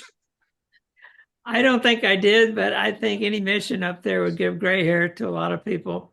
I talked to Clyde Triathorn yesterday, just talking about everything. And we talked about Lanny, of course. He's a Marine AO that was in my backseat a lot. But, one of the reasons that the AOs were not recognized as much as they should have been, not for heroism, but how much they complemented the mission, because we didn't know, particularly with the 12th Marines, you guys you changed your weapons, you changed where you placed your weapons, and they knew the whole backseater. They knew exactly who was going to fire that day or who was ready to fire that day. And we just did not, Lanny, we were never educated on that. You guys educated us. You had your maps and your grids, and we could find the enemy. But after that, we just we could run airstrikes, but we gave it to the backseaters, Fred, because they were more on the frequency. They were more common with their language, and they were more common with talking to the fire support coordinator or the guy that was actually pulling the gun. Do you agree with that, Laney? I do. And one of the things that I was explaining to Fred that when we were FOs on the ground, you called for fire, but you were giving a deflection because the guns would be seeing the target from the grid from one angle, and you'd be seeing it from the other because you're on the ground, and you had to give them an angle. But when we were up in the air, we could fire gun target line Right. because we knew where the battery was, and so everything that was left and right for us was also left and right for the battery. So it was you could get the guns up quickly, and you could get them to shoot with there was no sort of angle calculation in it. You were really just guiding them along the gun target line, which was great. So, well, let me go back, because when you went to the bush, you went to the bush right away, but you went as a platoon leader. Yeah, I went as a platoon leader, but stayed with the same company. So I was assigned, when I was an FO, I was assigned to Charly 1st Battalion, 4th Marines, which my friend Carl Marlantis, who had been a class behind me in college, he wrote that novel Matterhorn, which was about our company in Vietnam. Right. And Matterhorn was the fictional name for LZ Argonne. You remember Argonne out there in the west along the ocean border? Rock Pile in those areas. Yeah. Yeah, we've been up there twice. I'm talking about in the ground, not flying, but we've been up there twice, and we've been sort of hammered every time. And the second time they went up, that Charlie went up there, I mean, that the NBA had the place completely zeroed in, and battalion commander was killed. The people were, a whole bunch of people on top of the mountain were hammered by mortars and artillery. And then if you remember Mutter's Ridge, we called it either Mutter's Ridge or Hill 484. Sure. Well, that was after TET 69. I was coming back to fly, but they had to attack that hill again because when we left it, it was sitting there empty, but the NBA had occupied it, and Charlie had to go up to 484 and retake the hill. Because at the same time I was on LZ Neville, and we were overrun in late February. We were overrun like 3 times, and it was pretty ugly. Wow. Now see that I didn't know. That's interesting. Did you have any? Well, let's see. Did you require air support or fire support at all? Well, we had some fire support. But the air support, it was so high. The mountain we were on, the hill we were on was like 1,300 meters, and we were in a cloud for 10 days. Oh, gosh. So you couldn't get resupplied because you couldn't get air because you couldn't see anything. And so we had, we had our own dead sort of stacked up with respect. And then we had dead NVA all over the place. So we just threw them over the side of a cliff to get rid of them. But it was a pretty how'd you get out? But you had a helicopter out, didn't you? Yeah, well, eventually another company from the battalion fought its way up the valley and rescued us. And then the weather cleared, and I eventually got out in a CH-46 or something like that, and came back. I didn't have any gear. Everything had been blown up and lost, and it was a mess. So I had to get uniforms and a shave and cleaned up, and then I reported to the headquarters of 12th Marines to start flying. As an AO, yeah. Now that I see that I remember, and Clyde turned that in too. We were trying to match when you came over. So you had actually flew your first bird dog mission out of Dong Ha after you were platoon commander. That was your first mission. You Yeah, didn't. after I was an FO and a platoon leader, right? So you learned to be an FO and a Huey at what in North Carolina? Or? Yeah, well, Clyde and myself and a whole bunch of those AOs that you flew with in Dong, coming out of Dong Ha, and probably took most of their money in poker games. Fred, just as a piece of advice, do not play poker with Mr. Finch here. He's a card shark. But in any case, yeah, a lot of those guys, we'd all gone to artillery school together, and Fort then Sill. at Fort Sill, and then we were selected to go to the aerial observation school at New River Air Station at Camp Lejeune. And so we were school trained. We had wings when we arrived in Vietnam.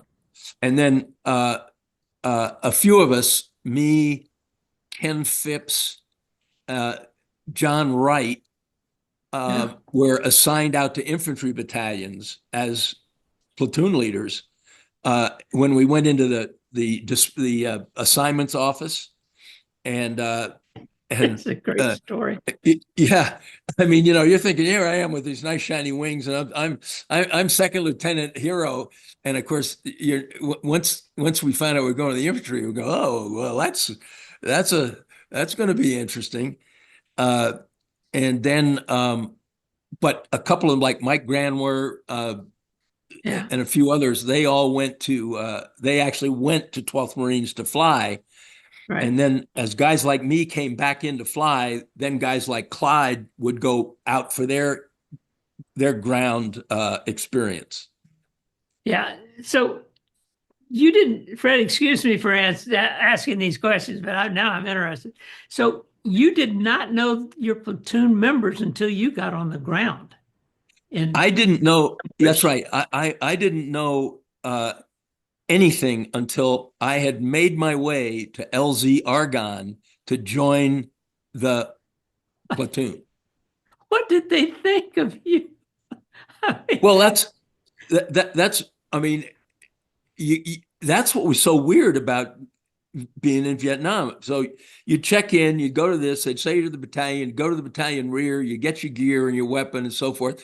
Then they say, well, you got to get out to LZ Stud because LZ Stud is where you're going to get out to Argonne. So just go sit by the helipad and wait for somebody to come out and yell they're going to Stud.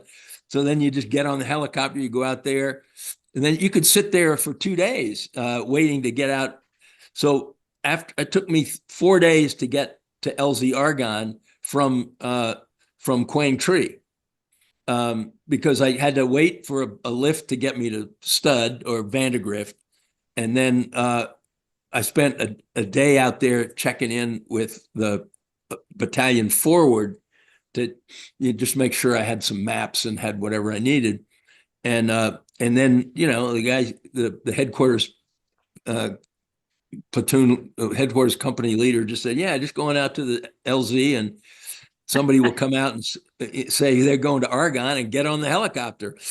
So I got on the helicopter, and of course we're flying out there, and nobody had a clue where we were. I mean, I didn't have a clue where I was going, and the helicopter keeps circling before it comes down, and the guys are on the guns. They're on the guns because they're taking mortars and we're going right into a hot LZ.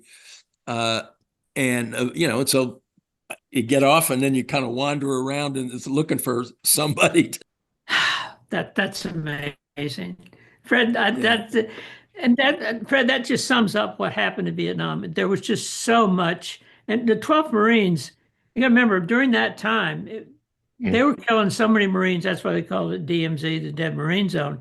I mean, I don't care whether you're at Con Thien or at Argonne or Quai Son or something.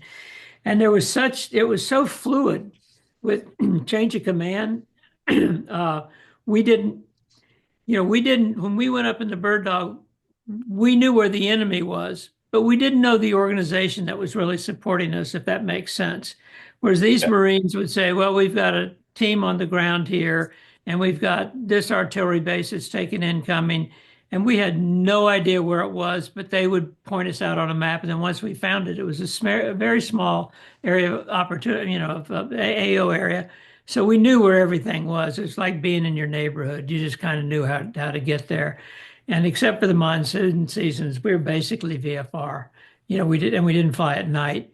So we were in a low risk until we got shot at. And we didn't, very few people hit a ground, or ground loop was an issue. But other than that, and so not only did we have the Marines for that 1 3-hour mission, then usually we would swap around and take a 108th artillery mission. So the 108th, we may go up and look at the guns up in North Vietnam, and then that afternoon, or vice versa, we would fly with the Marines with troops in contact, and they would tell us where the engagements were and what they needed, and they would be adjusting fire. And if required, we get some, F4s for some high drag stuff to, help in the firefight. But it was every day. You would think we really knew what we were doing, but it was basically get in the airplane, have somebody like Lanny behind you, and here we go. Because we didn't prepare like like the Mohawks, or most people had a mission with a mission statement. This is where you go and this is where you cover. Go find the enemy and kill them. That was it.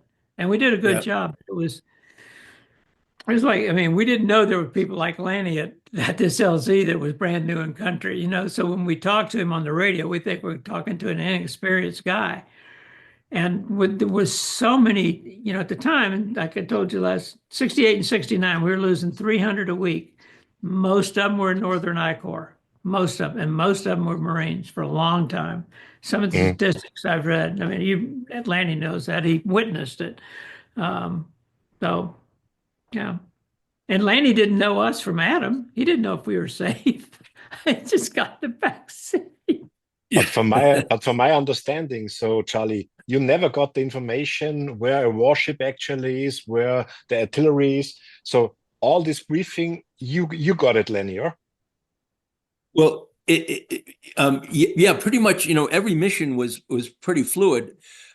Now, in some cases, we'd have a specific mission like convoy cover.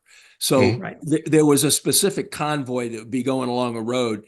And I can remember, I can't remember who I'm flying with, but because I don't have my logbook with me, but and we were just cruising along over this convoy, and of course the convoy hits a mine. Now it's all blocked, and now it's taking mortars, and so it could have been a convoy that just drove on into wherever it was going with, and we would have just spent 2 hours flying around in the air watching it, but instead it turned into the proverbial poop sandwich with mortars and guns and machine guns and stuck vehicles. And, so you never knew day to day you knew what you were supposed to do, like a recon, or you go out for a 2-hour recon of the area, but you never know what is going to occur.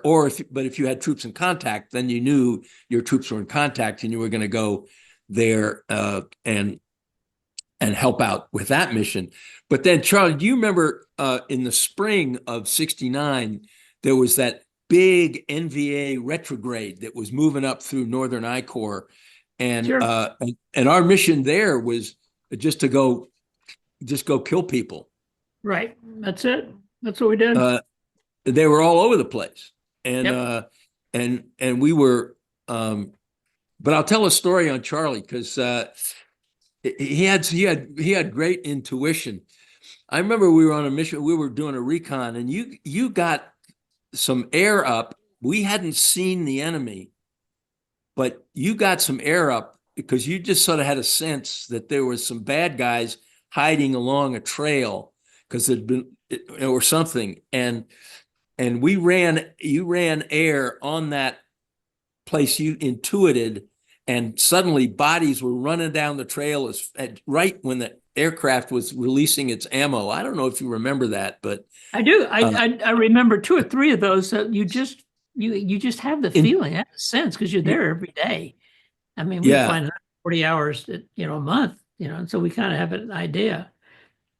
But normally they don't give you air on station, but we had, for some reason, I do not remember having air on station, but I remember you can. Well, I think you called it up, and I think you said I think we can run a target here. You called it up, and it happened to be available, and it was close. So they could be there in 5 minutes or something, and they ran that mission. And, I mean, we fried a whole bunch of guys. Now, let me ask you this. So did you swap over and go to AO for the OV-10 at all over at Quang Tree? No, I think Clyde was one of the few people that got maybe one mission in the He OV-10. didn't even get one mission. He didn't get one Yeah. mission. I asked him yesterday because Russ Cedos used to fly over at Quang Tree. That was my back seat a lot because those were Marine AO. Those were the division AOs, weren't they? Division AOs, yeah, and they had a different access to different airplanes because they were going to be flying with the MAG, the Marine Air Group, and we were strictly the artillery balloonists from, so we were artillery base. We were we were outside of the air wing. We were running, we were artillery guys. So now you come from the bush to the back seat. Did you feel that you knew the area pretty well? You got to know the area pretty well, fairly quickly, even though you're flying with different pilots and everything? Well, I had the interesting when I was on the ground. I had a very interesting opportunity to see quite a lot of the AOR. Reason is I started out on the Laotian border near Argonne in that part of the world. Then we made an assault on a hill and sort of halfway between that and the coastal plain. So an LZ catapult where actually we got blown up in a I was in the lead helicopter coming ACH-46, and we hit a command detonated mine, and I got blown out of the back of the helicopter. And probably the only thing that kept me from breaking my back was I had a metal pack frame. And then I did a month of Sparrowhawk duty, which was we just sat by the LZ at its stud, and then we were the quick reaction force. So we got called out to the Sparrowhawk was a platoon size, and if it got bigger than a platoon could handle, the Eagle flight or Bald Eagle or something came in after us. But we went into the DMZ right along the Ben Ha River to rescue a recon team. And that would have been just north of Con Chen, straight up from Con Chen, right on the river. You were on the ground then? Yeah. So Oh my I God. Fred, we moved. This is the most dangerous area in the world. Well, it was. I mean, we were on the ground and we could see the flag. So Oh my gosh. just to, so then we retrograded. As we picked up the recon team, we moved through all of that area north of Con Chen back into Con Chen. So we were moving through all those bunker complexes and everything that had been where the fighting had been a couple of years before, when the Marines were beleaguered in Con Chen. Oh, it was awful. It was awful. So by the time I got in the air, I had an opportunity to see pretty much the whole length of the DMZ from the ground. Wow. Okay, I don't want to. All right, so you knew the vegetation, you knew how high the trees were and everything, how people could hide, and you could hide in bunkers. But could you see the elevation of Con Chen? Because I was out there one time that it rose up and yeah. From the ground, if you were coming in from the DMZ on foot, you had to climb up to at least to get to the wire and the edge of the minefield, and then we had a guide bring us into the minefield. But yes, it was uphill. Fred, I went to the DMZ to get when we got awarded, when we were having the Kinman, excuse my voice, battle. And so they helicoptered out to do an impact award, and we're all sitting out there, and we started taking incoming, and Gerald Stillwell is sitting there. I think it was Stillwell. And he's going like, we're the incoming, we're diving in bunkers. And this is a 3-star general, head of 24th Corps. And we were so scared because we had seen all the NBA, three days before all over the place. And so I'll never forget, that was the scariest I was in Vietnam because the mortars, you could almost hear them landing. You could almost hear them being put into the base plate or whatever. Oh, yeah. Yeah. You can hear them. Yeah. It's an indirect fire weapon, Fred, in case you didn't know what a mortar looked like, but it was like bing, and then you would have a high thing. And then one other thing that he mentioned is the gun target line. Fred, one of the things is that we just took off and we didn't know who was shooting except through Dong Ha Dask or active fire, but we never did understand how to we'd have to figure out on the map what the gun target line would be.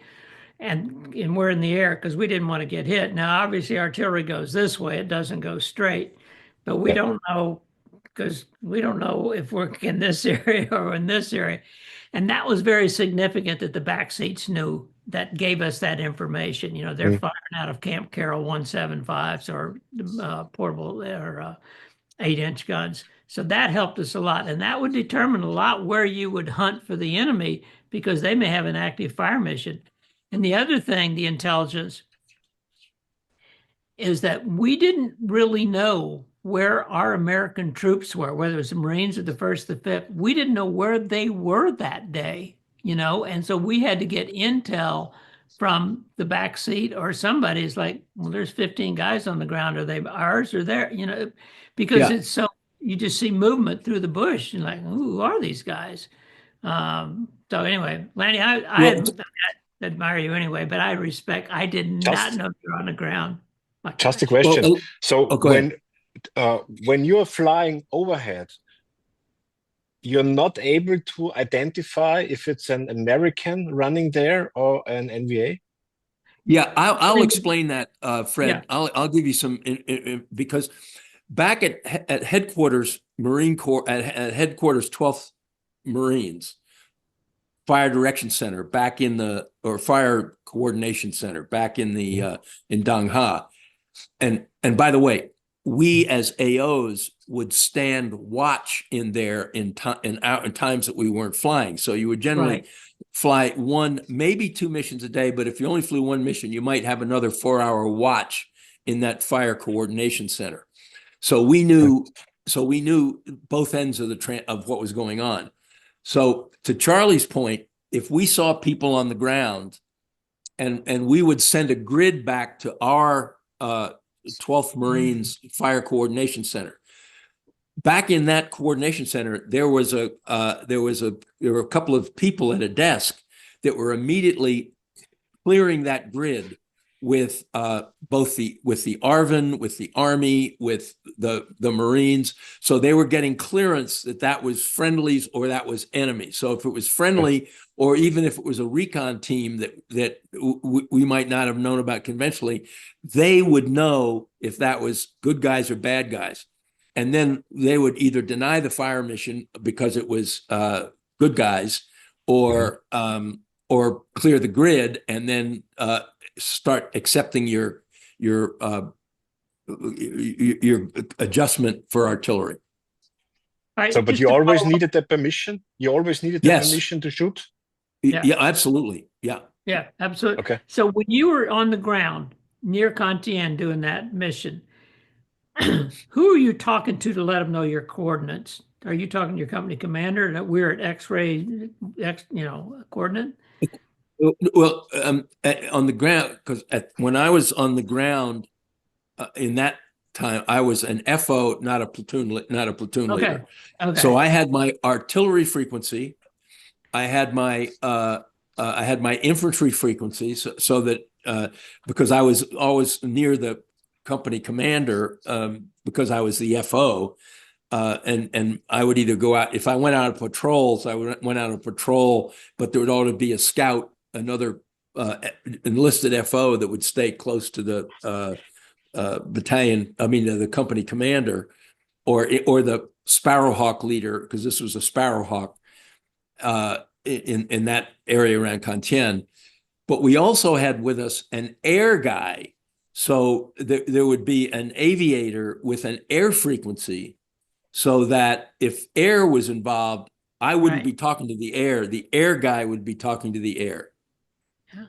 And that was the other thing, is that we would remember the area of operation is not as big as you think it is. You think this big, but we would be, all of a sudden I'd be working over here. Next thing I know, here's a bunch of fighters going in with, delivering weapons. And I'm going like, who's doing that? If you're not on the right brick. It's like, and we were just over there. We didn't see anybody, but that's the way it was. It was, there was no, there was no line. I mean, it's North and South Vietnam, but after that, the North Vietnamese could be behind the Marines versus them. I mean, you just didn't know where they were. The hardest thing that it would be interesting, Lanny, if we had done this before, if we were all together in 1968 to learn this intelligence from all you guys. But we would hear, and I just found out yesterday that when Mike Laframboise, he was the backseater that was killed with Len Baumgartner, is they pulled Clyde Trathorn out of the bush to replace him because there was such shortage of AOs, and which I didn't know. And the other thing, when I went to War College, Lanny, I was with some Marines, and they told me what a shortage of officers you had for the entire war, and as well as enlisted and everything else. And we always knew that you had shortage, but we didn't know it impacted your efficiency that much. Well, there were plenty of officers being put in the front end, but their life expectancy wasn't that long. So, you were getting, that's not funny, but no, but I mean, you were getting platoons and sections and things that were being led by sergeants until they got another lieutenant. So, because I mean, the attrition rate was pretty high in certain periods of the war. It slowed down a little bit, and when we got on the ground, but bullets aren't selective. I mean, they're going to hit whoever they're aimed at, and if the lieutenant's out there leading a patrol or on a patrol or whatever, they're going to get their opportunity to get killed is just as great as the point man. This is a question it doesn't need, but I'm going to ask him anyway. So with the Marines, I felt that, I don't want to say the courage, but it seems like sometimes the patrols, there would be like 5 guys talking to me on the radio, and they're in the enemy area. And I just thought, the 101st didn't do that. The 1st Cav didn't do that, because I work with both sides. I mean, they would take out a whole company where you guys would tend to take out maybe 12 people. I never did understand that, but I admired you for it. Well, part of what would be going on would be, if we were, let's say at platoon size strength, we were moving through the bush, the NVA would move alongside you because they knew that there was about a 1-click clearance, and so they were out there, and we knew they were out there, but it was kind of like people just left each other alone because the Vietnamese commander, the NVA guy, had to get to wherever he was going, and we had to get wherever we were going. And if paths crossed, then you had to shoot them up. But it was plenty weird, and we knew they were out there, but we just, it was one of those sort of symbiotic things where they knew they were safer by staying alongside us moving through the woods. When you were moving through the woods, but were you looking to engage them, or you seeking intelligence? No, we were not looking to engage. We had to do whatever we had to do. So if it was a patrol, or if it was a patrol in strength, or it was to just move through an area to determine what was there, make contact if it was going to be there, and then you could reinforce or attack with artillery. But you know, and the artillery guys, when we're on the ground, the ground infantry commander relied on our map reading ability to know the grids, because and to be really accurate, because if we made contact, you sure as heck didn't want to be killing Americans with artillery. So that, you had to be very accurate with where your first round was going to land. And so there was from the point of view of knowing where you were. And I remember one time I had a little dispute with the company commander. We're down in the ground, right up on the edge of the Z in the thick jungle along it. And there was a little stream, a little river, not the Ben Hai, but just a little river. And I said, "We're here." And Skipper, he said, "No, we're here." And I said, "I don't think so, but you can call in whatever grid you want, but I think we're here." And of course, he called in his grid, and the 46s landed, half a click away. And after that, I had pretty good. He was pretty reliant on my pinpointing of the grid.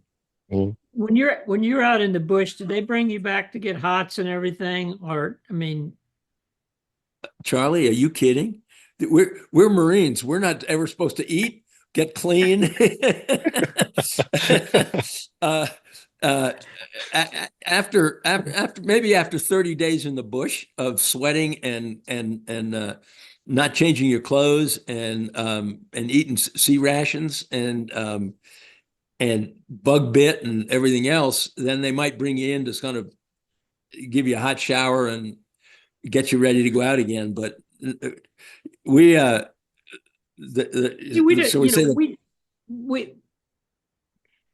so much. I mean, we were so lucky to be flying. So being an AO, you were so. I mean, I know that you would hate to leave your troops, but you were really excited to get out of the bush to fly. It was pure luxury, and you remember what our hooches were like. So, but for us, that was complete and utter luxury. I know, that's amazing. Fred, ask whatever you want. I'm sorry to take over this conversation. Hey, it's so exciting to listen to both of you. It's insane, yeah.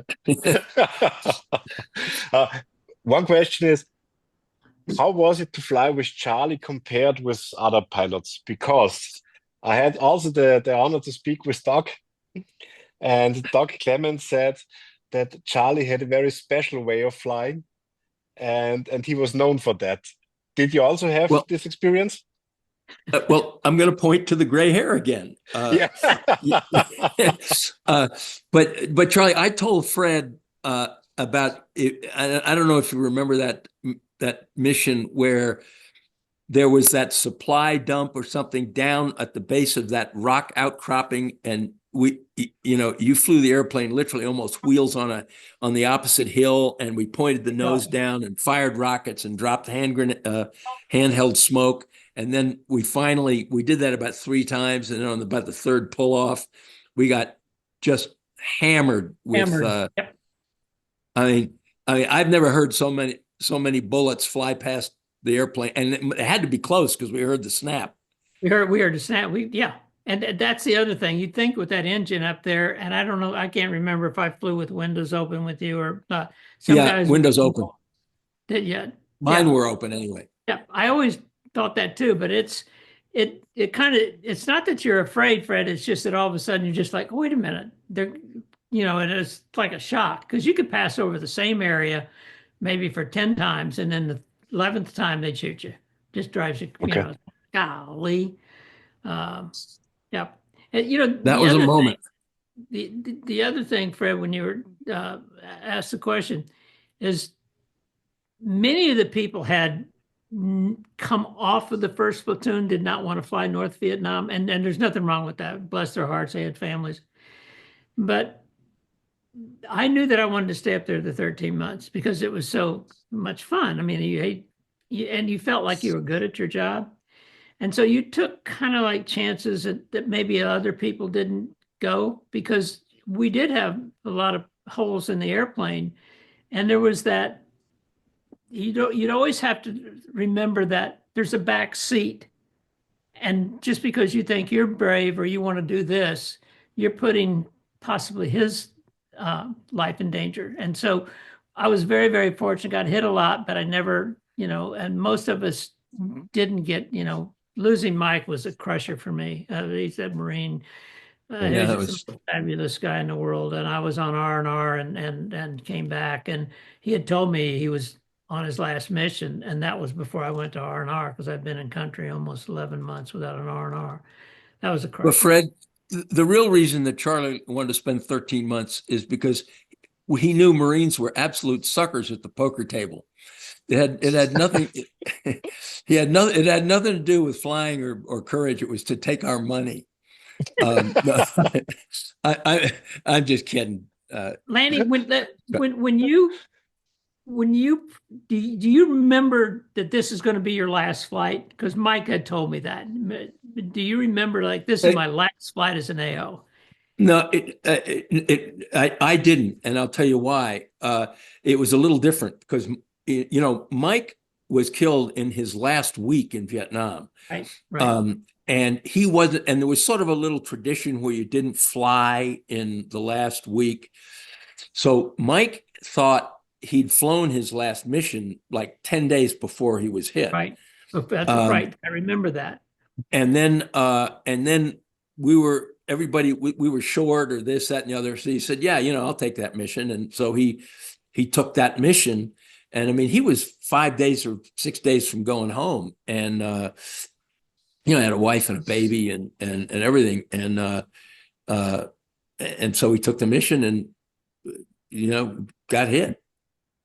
But in my case, in my case, I didn't know. And then what happened was we were, nothing was changing in the rotation or flying or whatever. And then one day, our commander or whatever, the XO of the regiment came and said, okay, you and Wright, me and John Wright, you guys are going down to Quang Tri because the 101st, the Marines is pretty much pulled out of Quang Tri. Right. So they sent me and John Wright down there to hand over the base to the 101st when it came in, it was the 101st, I guess. Yeah, they came in, and so we just stopped flying. So we never knew. We had no idea that we were going to have a last mission. It was just we just had something else to do, and they just signed us down there to do some admin, and then the next thing you know, we're getting close to DEROS, and we went home. So never flew. You never flew with the finger paints either. The C model bird dogs out of Quang Tri either. You never flew with them. Oh, the C models. I flew with a couple of C models with Marine C models. Right. Okay. Yeah. Marine aviation. Yeah. I've got maybe 5 or 6, 7 missions where I flew with a Marine pilot. In a C model. Did you go to Quang Tri to get, or did they come to Dong Ha and pick you up? They'd pick us up in Dong Ha, pretty much. Okay. Yeah. But by the fall of 69, things had really, the Marines had pretty much contracted and there were, when we were flying, as you remember, a lot of the ground units had been out patrolling in the western part of I Corps. Were gone, and so we were really basically patrolling with airplanes. Right, and the Jim Lawrence is a Delta pilot. He was on the ground when Bill Hooper got hit, and so he was a Marine pilot. But he he said that, I want to see if I say this right. He said that the division AOs were assigned a specific mission, not just go hunt. Were assigned, in other words, they went to a grid to look at something, so that they went out. And CEDOS was always there. He said, we got to go here, here, here, and here, because we had listening posts and we heard something from the night before. Did you get that same intel? Not much. Most of our missions were, were either visual recon and, go look for trouble. Occasionally you get a convoy you cover. every once in a while, we would get a very specific mission would be to register a battery. That's So it. if a That's what I was thinking about. Yeah. yeah, so if a battery had moved, but we could adjust on the gun target line, which is very accurate, and so we'd go out and fly around and basically in that time the cat killer pilot was strictly just driving a taxi cab because we were there. We weren't looking for bad guys. We were strictly trying to get an artillery battery zeroed in. Yeah, I do remember those days because the backseater said we need to, and it wouldn't take that long to adjust them, maybe take 45 minutes or something. Yeah, and then if you could go, then you could go back to a visual recon or go check, find look for trouble. Okay, this is technical. So you're on the ground. We were talking about deflection. So you know where Camp Carroll was. Of course, I don't know if you ever fired Camp Carroll from the ground. I don't know. You probably get a 155 from somewhere else. But do you, let's see, would you tell them exactly your coordinates as best you could? So, and then would you figure out the deflection yourself as an artillery observer? No. What if you're on the ground and you're taking, let's just say I'm on the ground and I'm taking fire from a machine gun 800 meters away or something like that. Okay. I'm looking at it with binoculars or I can see it and I know that grid. I know the grid of the machine gun because I've got it targeted on my map. And I know where I am because I have it targeted on my map. And I give the fire direction center, I give them the grid of what I want hit and the grid of where I am. So then they know what direction I'm looking in. So they know how I'm seeing the target. Now the guns may be, Lord knows, any place. So the guns are going to be firing at the target, but what I see as left and right for them may be short and long. Ah, okay. So I have to give them enough data from me on the ground so that they can figure out when I say left 100, long 50, that's actually short and right or short and left for them, if you see what I mean. Damn. So that's a bunch of guys. Now it's all done by computer and with little GPS. I mean, now it's totally different, but back in the day, there were a couple of enlisted guys with little like slide rules that went, that were quickly figuring out the angle to the dangle and then giving data to the guns. That's tricky. But no, you mostly, you wouldn't call in artillery during the night, would you? Or would you? Oh yeah, you would. Well, when you got into a position, because remember, you also when I'm on the ground, and we're taking fire, or we're in a soup sandwich. I don't know what battery is going to get assigned. All I know is that there's a bunch of bad guys out there with a machine gun. And so back in the fire direction center or at the fire coordination center, they're going to look at the map and they're going to say, okay, that target is best hit by Golf Battery, 3rd Battalion, 12th Marines located at LZ Alpine. Yeah. And so then everything gets calculated based on how I'm looking at it and how they're going to interpolate my corrections to their guns. That's fascinating. And we're 80 years old. You're not 80, are you yet? Or are you? Yeah, I'm there. But see, Fred, this is the thing, is that he has total recall, and some of us never have the technical, but those are the things that pilots never had to worry about. And that's why the backseaters were so important. Sergeant Means and I went and looked for a downed aircraft. Never could find him, MacBird. And one of the things, we felt naked up there without a Marine observer or with a artillery observer. And it was like, what are we doing here? We can look, but we don't know where flights are coming in or bombs are coming in or artillery's coming in, or to include arc lights and B-52s if we were flying North Vietnam. Because the next thing Yeah. you know, they'd say, what is it? Heavy artillery, they'll be there in 20 minutes. And we have a pretty good idea where the coordinates were, but they never would hit those coordinates. They may be, a half mile north or half mile south. It was terrible. All we did was get back to Dong Han. We just had to get out of the area.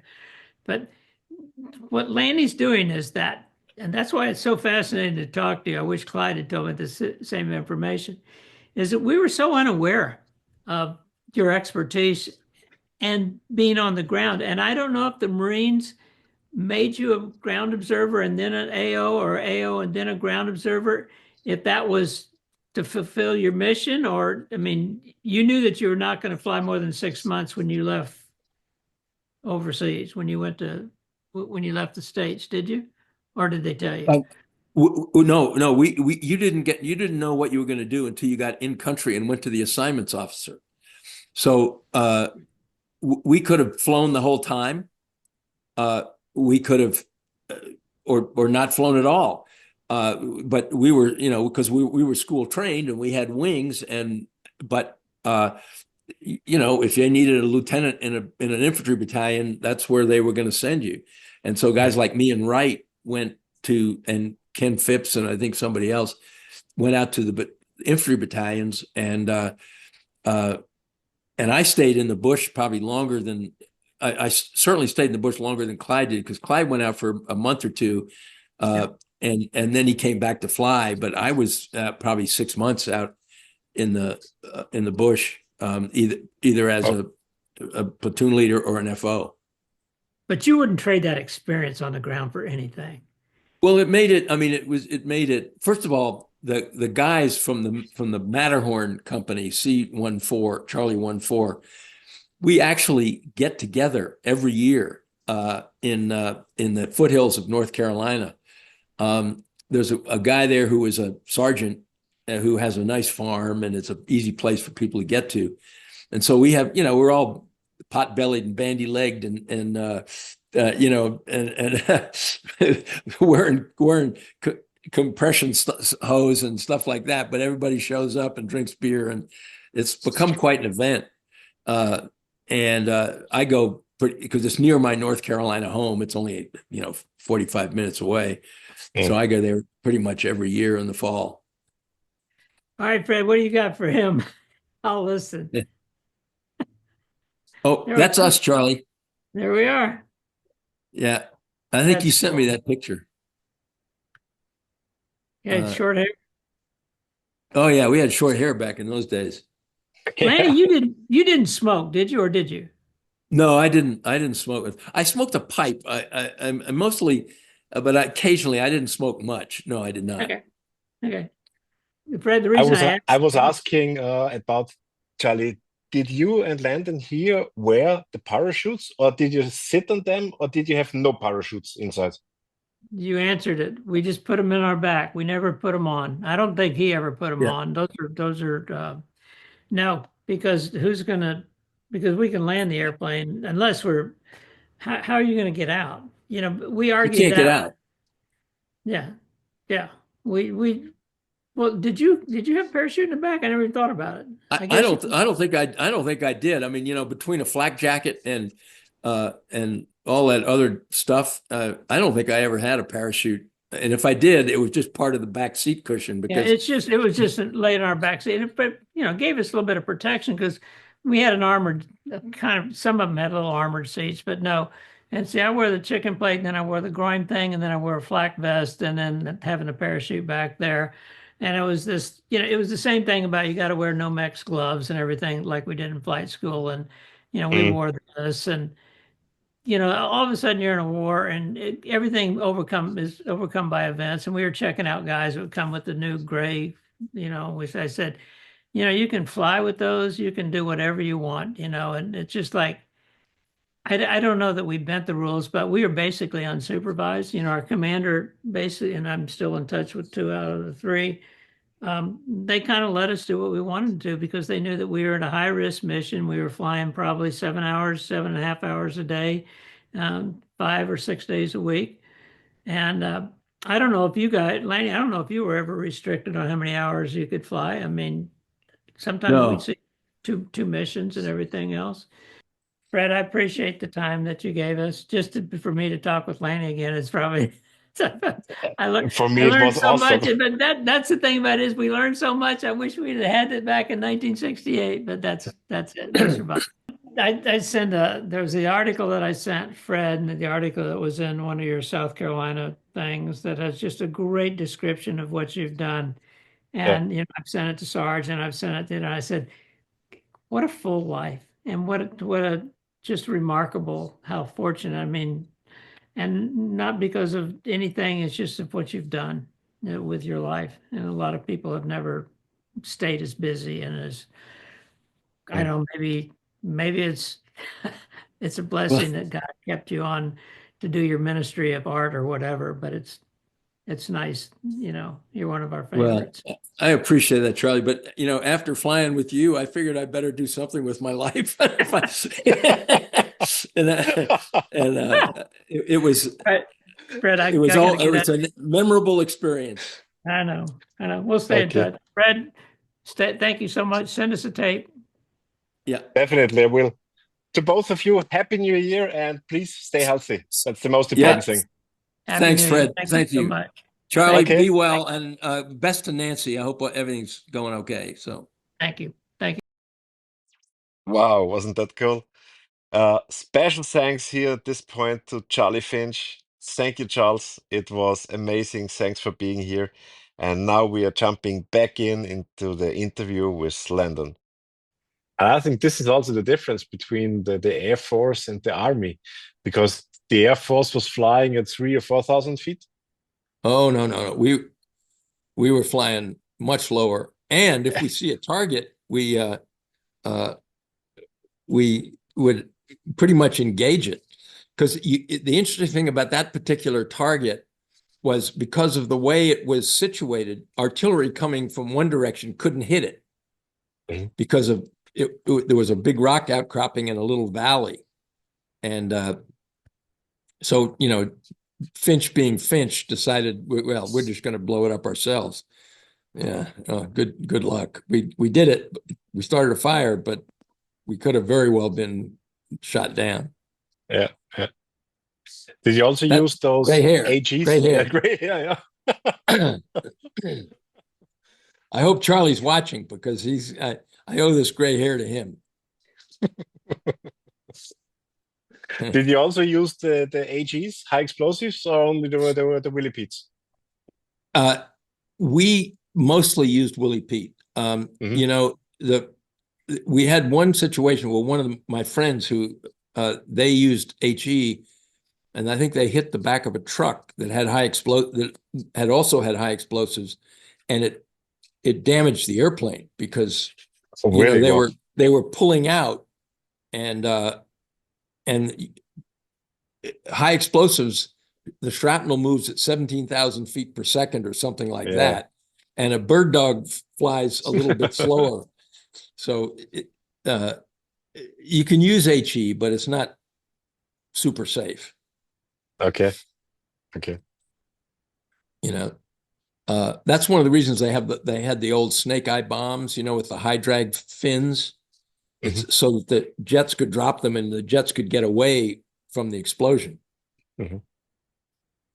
But so mostly it was white phosphorus.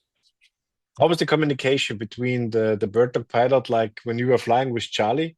Charlie was flying the plane, but all the radio communication was done by the backseater, by the aerial observer. No, not all. We had there was of course there was intercom between the two, so we were talking to each other. Then there was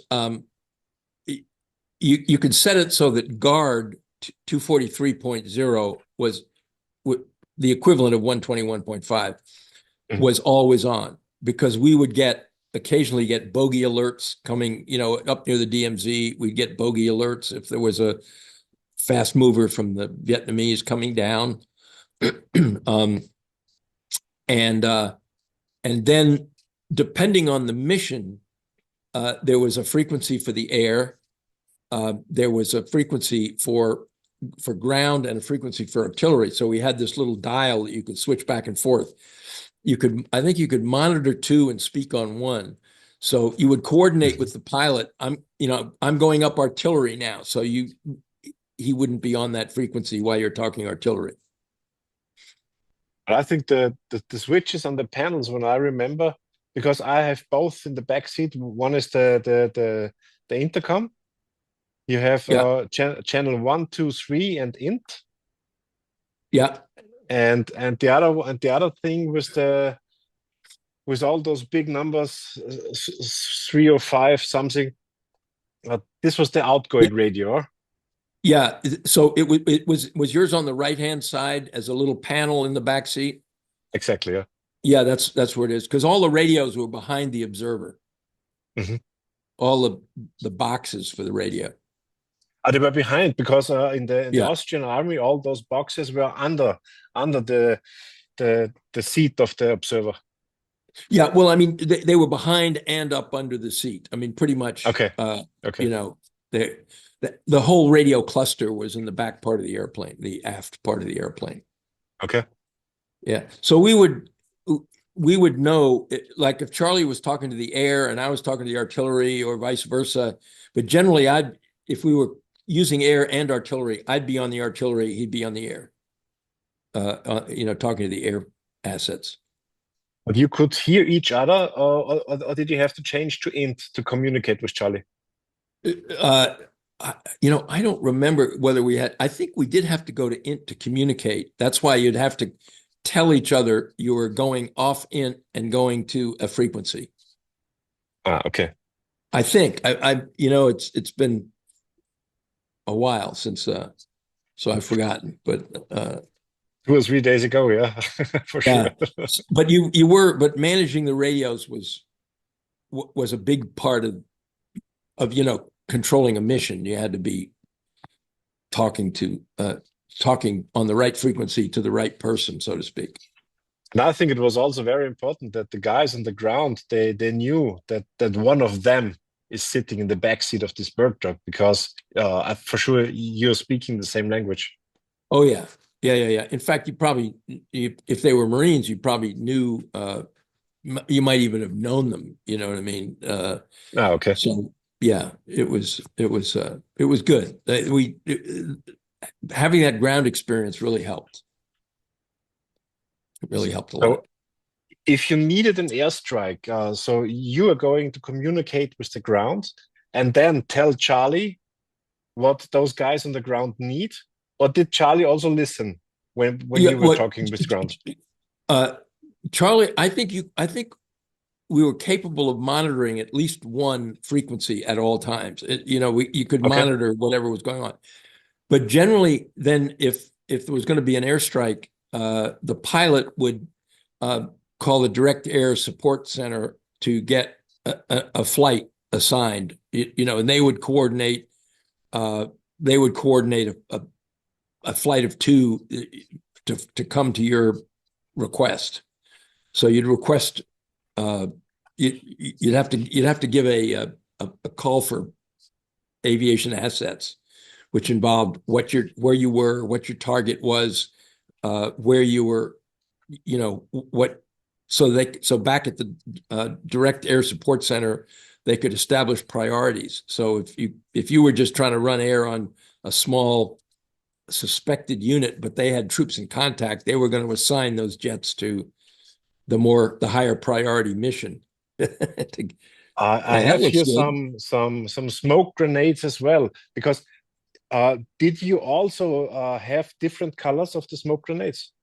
Yeah, generally we did have them, but eventually we tried to go with white phosphorus, strictly white, because number one, white was the color for marking targets, and color could be confused with color being used by the ground to mark their perimeter or their northernmost location, or whatever. So typically when you'd come up on a unit, you would say, okay, mark your position. And they wouldn't tell you what color they were using until they popped it. And then you would say, Roger, I see orange smoke, or I see purple smoke. Okay. And then they would confirm, yes, Roger, purple smoke, so that you weren't getting the wrong color. And the advantage of having white phosphorus was, number one, it was the same color as the Willie Pete rockets, so the jets understood it. It would never be confused with a unit marking its position, and it could start fires. So, I mean, we used a lot of that stuff to start fires. Yeah, white phosphorus is a nasty thing. Yeah, when you have it on your skin, you can't delete it. Yeah, terrible thing. Yeah. So yeah, I mean but those are so we tried to avoid taking colored smoke. So, but when all the rockets were shot of the bird dog, then you choose to take the phosphor grenades. The phosphorus grenade, Mark. But you also had colored grenades, or?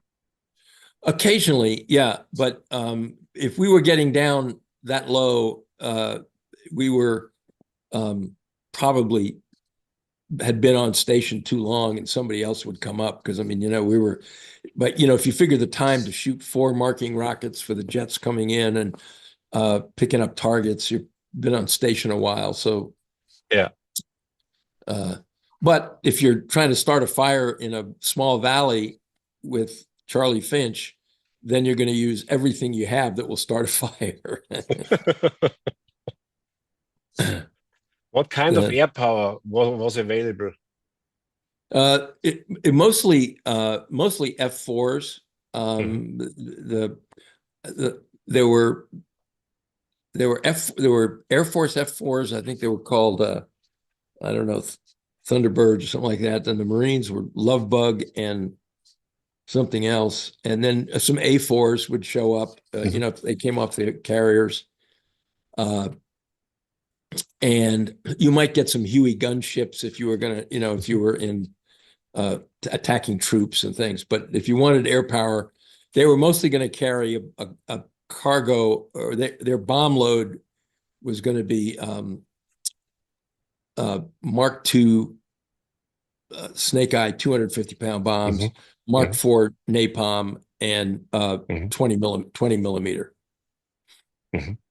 So, about 600 rounds. To assume it again, the troops down in the jungle, they are having a problem. They are calling you. Yeah. Charlie and you were flying close to them. Then you are the guy as an aerial observer in the back seat, looking where the troops exactly are. Yeah. You speak with them, and they tell you 200 meters to the north there's the enemy, or whatever. Yeah. Then you try to find the enemy, and then you speak with Charlie, and Charlie is making the call for the A4s or whatever. Yeah, for the air. He would call to get air.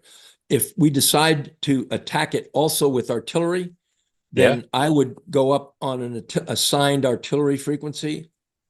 I would call back to the fire direction center. I'd give them the grid. They would tell me, they would pick what battery would shoot from around the area. So, depending on where you were, they would say, okay, we'll get Golf Battery 312 to fire.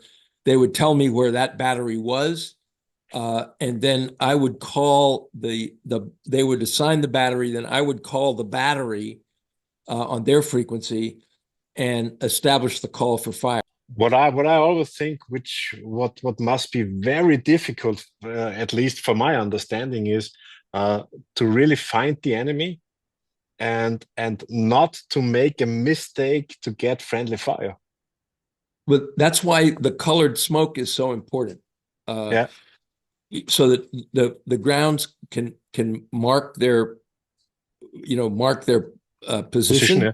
Yeah. so you can see it, or you just know where it is. I mean, you get a very clear identification, because God forbid you don't want to hit your friendly troops. Yeah. That would, Yeah. and it was a big stress to make sure you didn't do that. It How did you happens. handle how did you handle those situations when the Vietnamese, the NVA or the Viet Cong was getting very close to your troops? That's called danger close. Yeah. And the call for fire is danger close. And you have to coordinate with the ground and say, listen, you don't make that decision. The ground commander makes that decision. Uh-huh. So if it's within, if it's in 500 meters or something, it's going to be danger close. And but the ground guy gives you the danger close. You don't take that prerogative from him. If he wants to take the risk, it's his risk, not yours. Oh, okay. Okay. He's the But guy you're helping. when he is calling for danger close, It's there is danger immediate close. danger. Yeah. Yeah, yeah. He's willing to accept the risk. Yeah. Okay. Okay. And then everybody knows danger close. So then if I'm calling artillery, I'm going to tell them danger close, so that they're really focused on making sure the data on the guns is really correct. Same thing with the jets, danger close. You're giving them a vector, because the call says, on a 270 from my smoke, go long 100, right 50 or something, but you got to be very precise. That's a nice picture of you. Oh, thanks. Yeah, that was it. That was a flight suit, a helmet, and a flak jacket. Was it? Did you wear a Nomex? Looks like. Yeah, that's a Nomex flight suit. It Yep. is, yeah. Okay. Yep. And you were allowed to fly with your sleeves up? I think that may have been after we were issued gloves, but I never wore them because you just couldn't. It's hard to write and get dials, and so I think we probably flew with our sleeves up, which is probably against the rules, but it was hot, and Yeah, of course. And what are you going to do? I mean, if you get hit with a bullet, you're gonna not be in very good condition, whether your sleeves are up or down. You always flew with the windows in the upper position, with the windows open? Oh yeah. Okay. Yeah. Always. Okay. Always. I don't think I ever flew with them down. You could see better. And again, it gave you a little bit of air conditioning, a little bit of, because it was so hot. I mean, just really hot. For sure. Are you flying today with a helmet? Yep, I fly with a helmet. Yeah, me too, because it definitely makes sense, because we had a lot of injuries on the head, on ground loops. So the helmet definitely makes sense in the bird dog with all those edges around you. Yeah. I like it. Yeah. And I had mine fitted with Bose headsets inside. With noise canceling? Yeah, with noise canceling, right. Okay. I have it, but to be honest, I'm a guy, I want to hear the engine. Yeah. Well, it's probably a good idea, but I try to protect my ears. Yeah, anyway.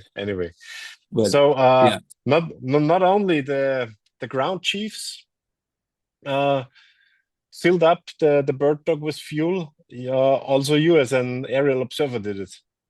Well, yeah, because the fuel tanks were kind of away from where the little ground installation was for the ground crew.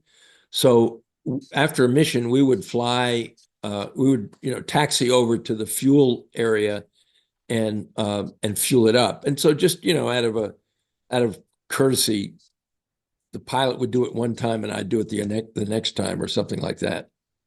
Ah, okay. We Ah, just that's share. interesting here.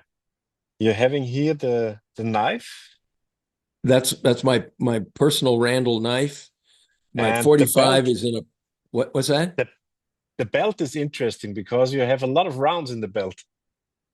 Yeah, and the 45 is in a little plastic bag to keep it from getting dirty. Ah, I see it here. Yeah, yeah, yeah. Okay. Yeah, and I think that holster was a holster I bought in the marketplace. It's not an issue holster. It was just but I like the idea of having bullets. I could put my knife on it and and it took my pistol. Yeah, for sure, a good idea. Yeah. Yeah. So but that filling nozzle looks just like what I use today to fill it up. So, nothing's Mhm. changed. Yeah, that was at a special forces uh, camp that we used to fly into those to because we worked with special forces occasionally. But when I look here at the wing and all the car and all the painting that is already gone, so those Yeah. bird dogs were really heavy used. Oh my gosh, they were. Uh, that the plane that my friend was killed in. It you can imagine it. I mean, he basically bled out. The bullet hit his femoral artery, and so the airplane was just basically filled with his blood. Okay. And within 2 days, they had just hosed it down, sprayed it with a disinfectant, wintergreen or something that made it, and the airplane was back flying. And Yeah, I hated to get into that airplane because it smelled bad. yeah, of course, because of the high temperature. Yeah, Yeah, yeah. yeah, it was awful. But I it think was I what it think was. Charlie sent me those pictures. Of after that was hit, after Yeah, I that, think it, with all the blood on the yeah, floor. Yeah, yeah. The okay. pilot was a guy named Bumgardner, but uh, yeah, I mean, it really had a big effect on him. He was really broken up by that because he couldn't get to the ground fast enough. Yeah. Hmm. That's you, and And a guy named Mike Granwer, who was another Marine AO. okay. Uh, I've been in touch with him. He's kind of forgetting about Vietnam. He's not too interested in talking. I think he's been somewhat sick in the most recent years. So Okay. I haven't been in touch with him, but we were, we were friends. And Yeah, that's an actual one. that's me So with mine. you are one of the lucky guys that is able to still fly in a bird dog, and I Yeah. really like your plane. It's a beauty. Oh, well, thank you. Yeah, I mean, it flies like a dream. It's been a really good airplane. I use it for a very specific. I mean, I use it for fun, but I also volunteer for South Wings, Ah, and okay. so it's a great observation airplane for people to look down and see what they want to see. Yeah, yeah, And uh, I was just flying day before yesterday, so it's a I'm thrilled that I can still fly an airplane. I'll tell you one other story because I think the Ravens are um, a little bit standoffish about this. Maybe one guy will want to do it someday, but yeah. typically. So I'm going to tell a story on myself. Uh, I Before I went to Vietnam and after Vietnam, in flying an airplane, boats, or anything, I never get seasick or airsick. Okay. Well, But in Vietnam, it must have been stress or fear or whatever. Uh, I would get seasick, airsick in the back of the yes. airplane, Yeah, I understand it. and there'd be times when it would be kind of like, wait one, and then and then I get back on the radio. So one time, um, I don't remember who it was, but I could find it wasn't Charlie, I don't think. We were flying, we were delivering cluster bomb artillery on Mhm. a pretty big NVA unit and then we get a call that says, you've used up your allotment of cluster bomb ammunition for the month, or we can't fire anymore. And there was a guy and we could see more troops on the ground. So we wanted to deliver artillery, but we didn't have a whole lot of time to set up another artillery call because we've been on station for a couple hours. So I had a bag of vomit. And I said, all right, just let me get them. So the pilot went down, and I'm looking out just as though I'm dropping a smoke grenade, and I dropped my bag of vomit on them. I don't know if I hit him or not, but anyway, if that's worth telling a story on. Yeah. My father was very nice. He sent me a bag of, he sent me a couple of boxes of those plastic, baggies. Mhm. So I had something to be sick in, but I got sick on so many flights. Yeah. And I think it was fear and stress, because I never For get sure. sick now. But the way those guys were flying in Vietnam, never straight, never level, it's hard in the back seat. Because Yeah. as you know, when you sit in the front seat, the whole plane is moving around you, but we as a pilot, we are sitting in the center. Yeah, So exactly. the whole plane moves around us and we don't really feel it. Yeah. Yeah, And we're just like the fulcrum of the exactly. Yeah. But the And guy in the back is. And when I fly with my dad, and I'm sitting in the back seat, the feeling is completely different. Completely. Landon, I want to say thank you very much for everything. It was a very interesting interview. Oh, good. And as always, I want to hear some final words from you. Maybe an advice, because you're now an aged, very experienced pilot and very experienced man. Is there any advice you want to give me?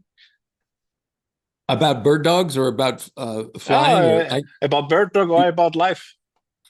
Well, I would say, first of all, Fred, thank you very much for doing this, because I do think it's important to carry on the memory of the experiences people had, not only in their own lives, but with this particular airplane, which is it's a unique airplane, because it allows people to fly a warbird that it's not like owning a Corsair or something like that, where the airplane costs millions of dollars, and it's a wonderful airplane that keeps testing your flying skills. So from purely the topic that we've discussed today, I'm very fortunate to be able to fly a bird dog and own one. I'm fortunate that I had a long and successful military career as a reservist, because I also had a business career that was successful. To have friends like Charly Finch and others, like in Doc and a lot of the other bird dog pilots from the CATKILLERS. So in that part of my life, I've been really blessed. And in fact, even the International Bird Dog Association, to have the work that they do to keep these airplanes flying, and to keep us together, and to be a resource, like you are a resource for us, it's wonderful. And then, of course, on a broader spectrum in your life, in my view, it's always been to do what you love to do. If you have a job that you're miserable in, it's going to kill you. Yep. Your parents may have said, I want you to be a doctor, but you don't want to be a doctor. You want to play the violin. Go play the violin. Because if you live doing what you love to do every day, you don't work, you reduce stress, You work, but you don't think of it as work. You think of it as joyful undertaking, a joyful, I don't know, experience of working together, working for yourself. And then just stay fit. You know, it's important to keep your mind fit, to keep your body fit. And I think flying helps to that, because you get your annual checkups and you get this and that, and you're thinking about it, and you got to stay focused. So I think flying has a lot to do with keeping your health together. And so I've just had a blessed life. I'm happily married. I've got, you got children. I've been successful in business, and I had a military career, and I really can't ask for more. And the fact that somebody like you would have me come and talk is part of that blessing. I mean, it really is a wonderful thing. It's my honor, sir. It's my pleasure. So I appreciate it. I really appreciate you taking the time and to continue to keep these stories. And I'm happy because it was super interesting. It was a complete different view. Yeah. So very cool to me as well. I learned a lot. Okay. Landon, thanks for Fred. everything. Well, Happy New Year, and we'll be in touch. Yeah, definitely. Thanks, sir. Bye. Thanks. You take care. Yeah. Bye-bye. Gentlemen, I hope you liked it. It was a complete different view from an aerial observer, a Marine from the back seat.